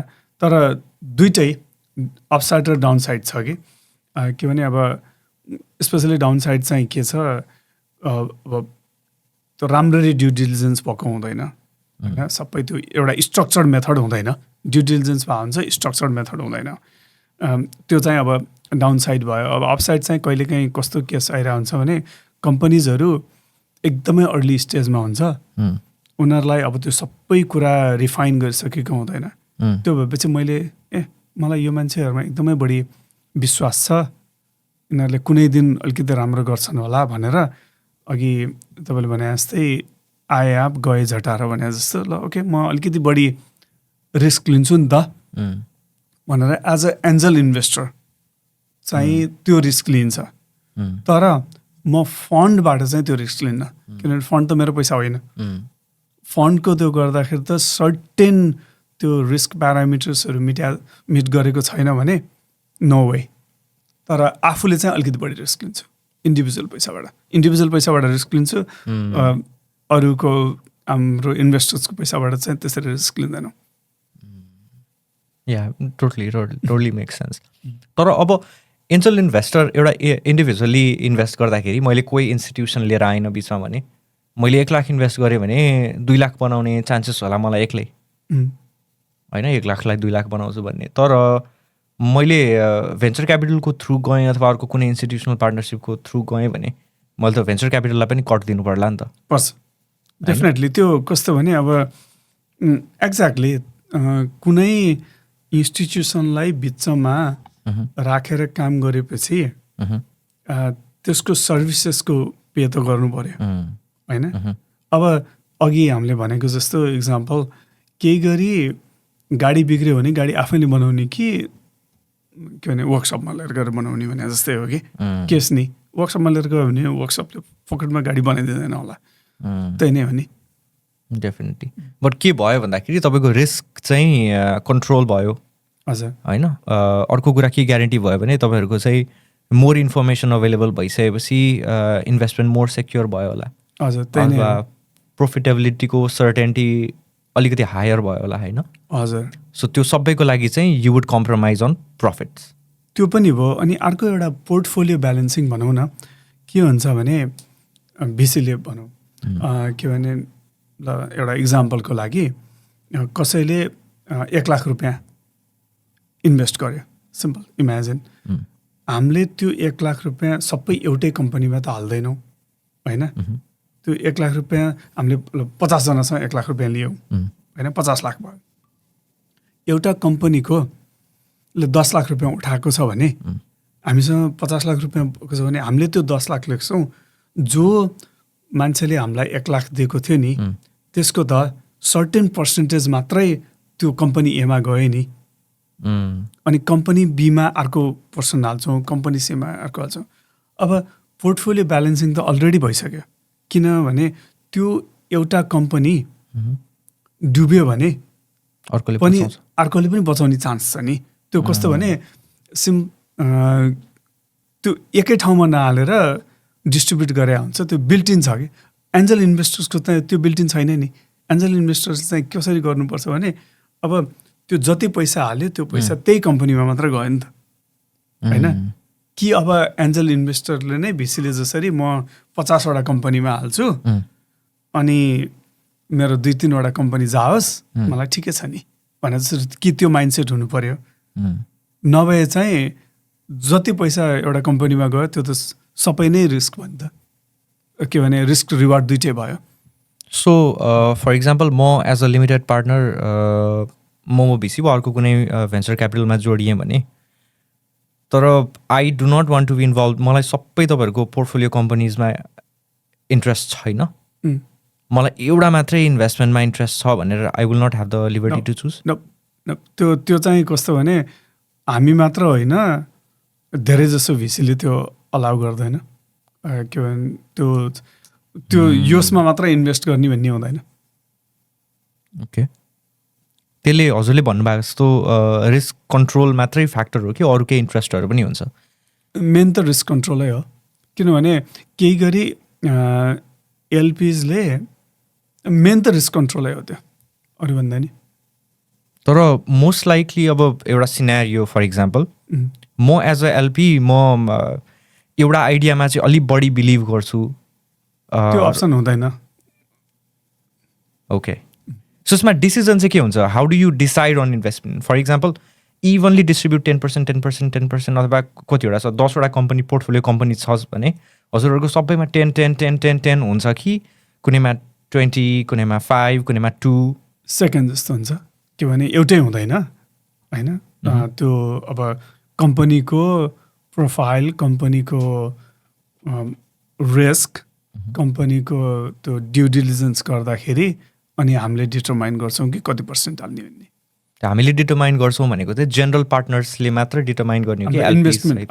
हाम्रो इन्भेस्टमेन्ट एडभाइजरी कमिटी हुन्छ, अनि त्यो इन्भेस्टमेन्ट एडभाइजरी कमिटीले डिसाइड गर्छ। त्यो इन्भेस्टमेन्ट एडभाइजरी कमिटीमा अब स्ट्याटिक मेम्बर अनि एज निडेड मेम्बरहरू हुन्छ, उनीहरूले ड्यु डिलिजेन्स गर्छ अनि त्यो पछि ल ठिक छ यसमा चाहिँ यति पर्सेन्ट हाल्नु मिल्छ, यसमा गर्ने कि नगर्ने, गर्ने हो भने कति गर्ने, कुन टर्म्समा गर्ने भनेको चाहिँ इन्भेस्टमेन्ट एडभाइजरी कमिटीले गर्छ।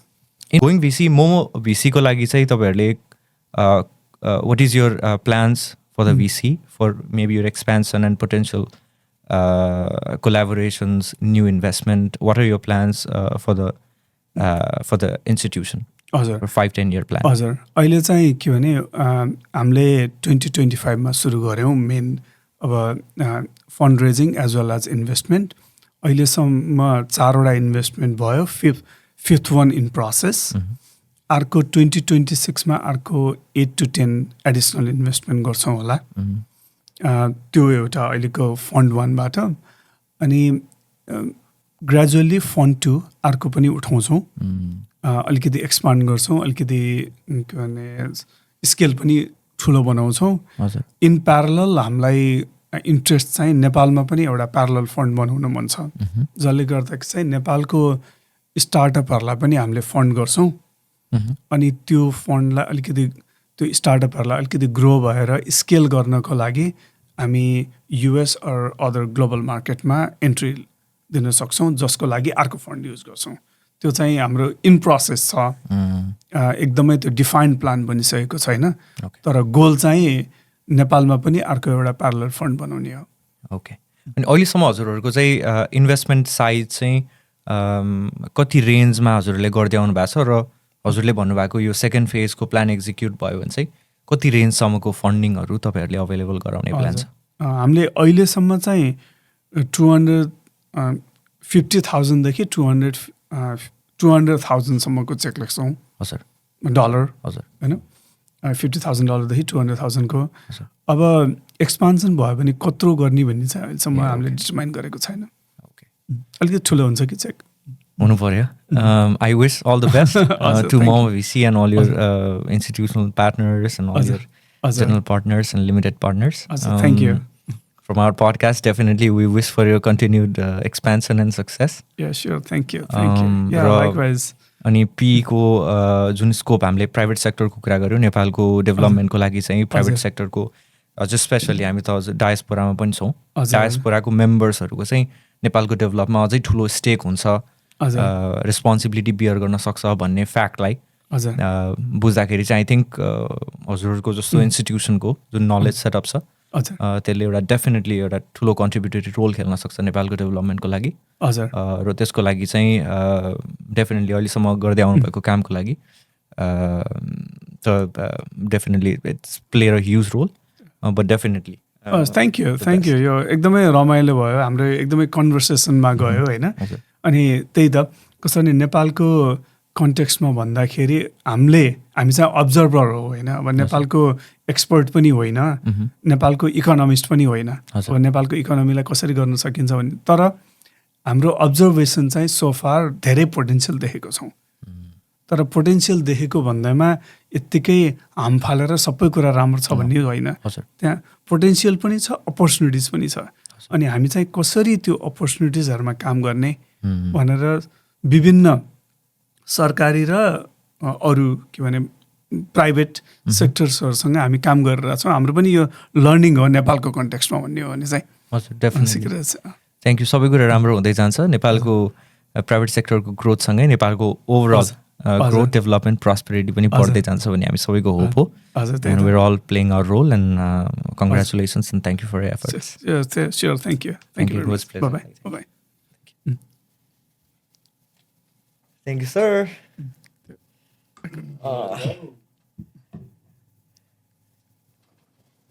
Was it okay? Yeah. बिचमा चाहिँ थोरै मिलाउनु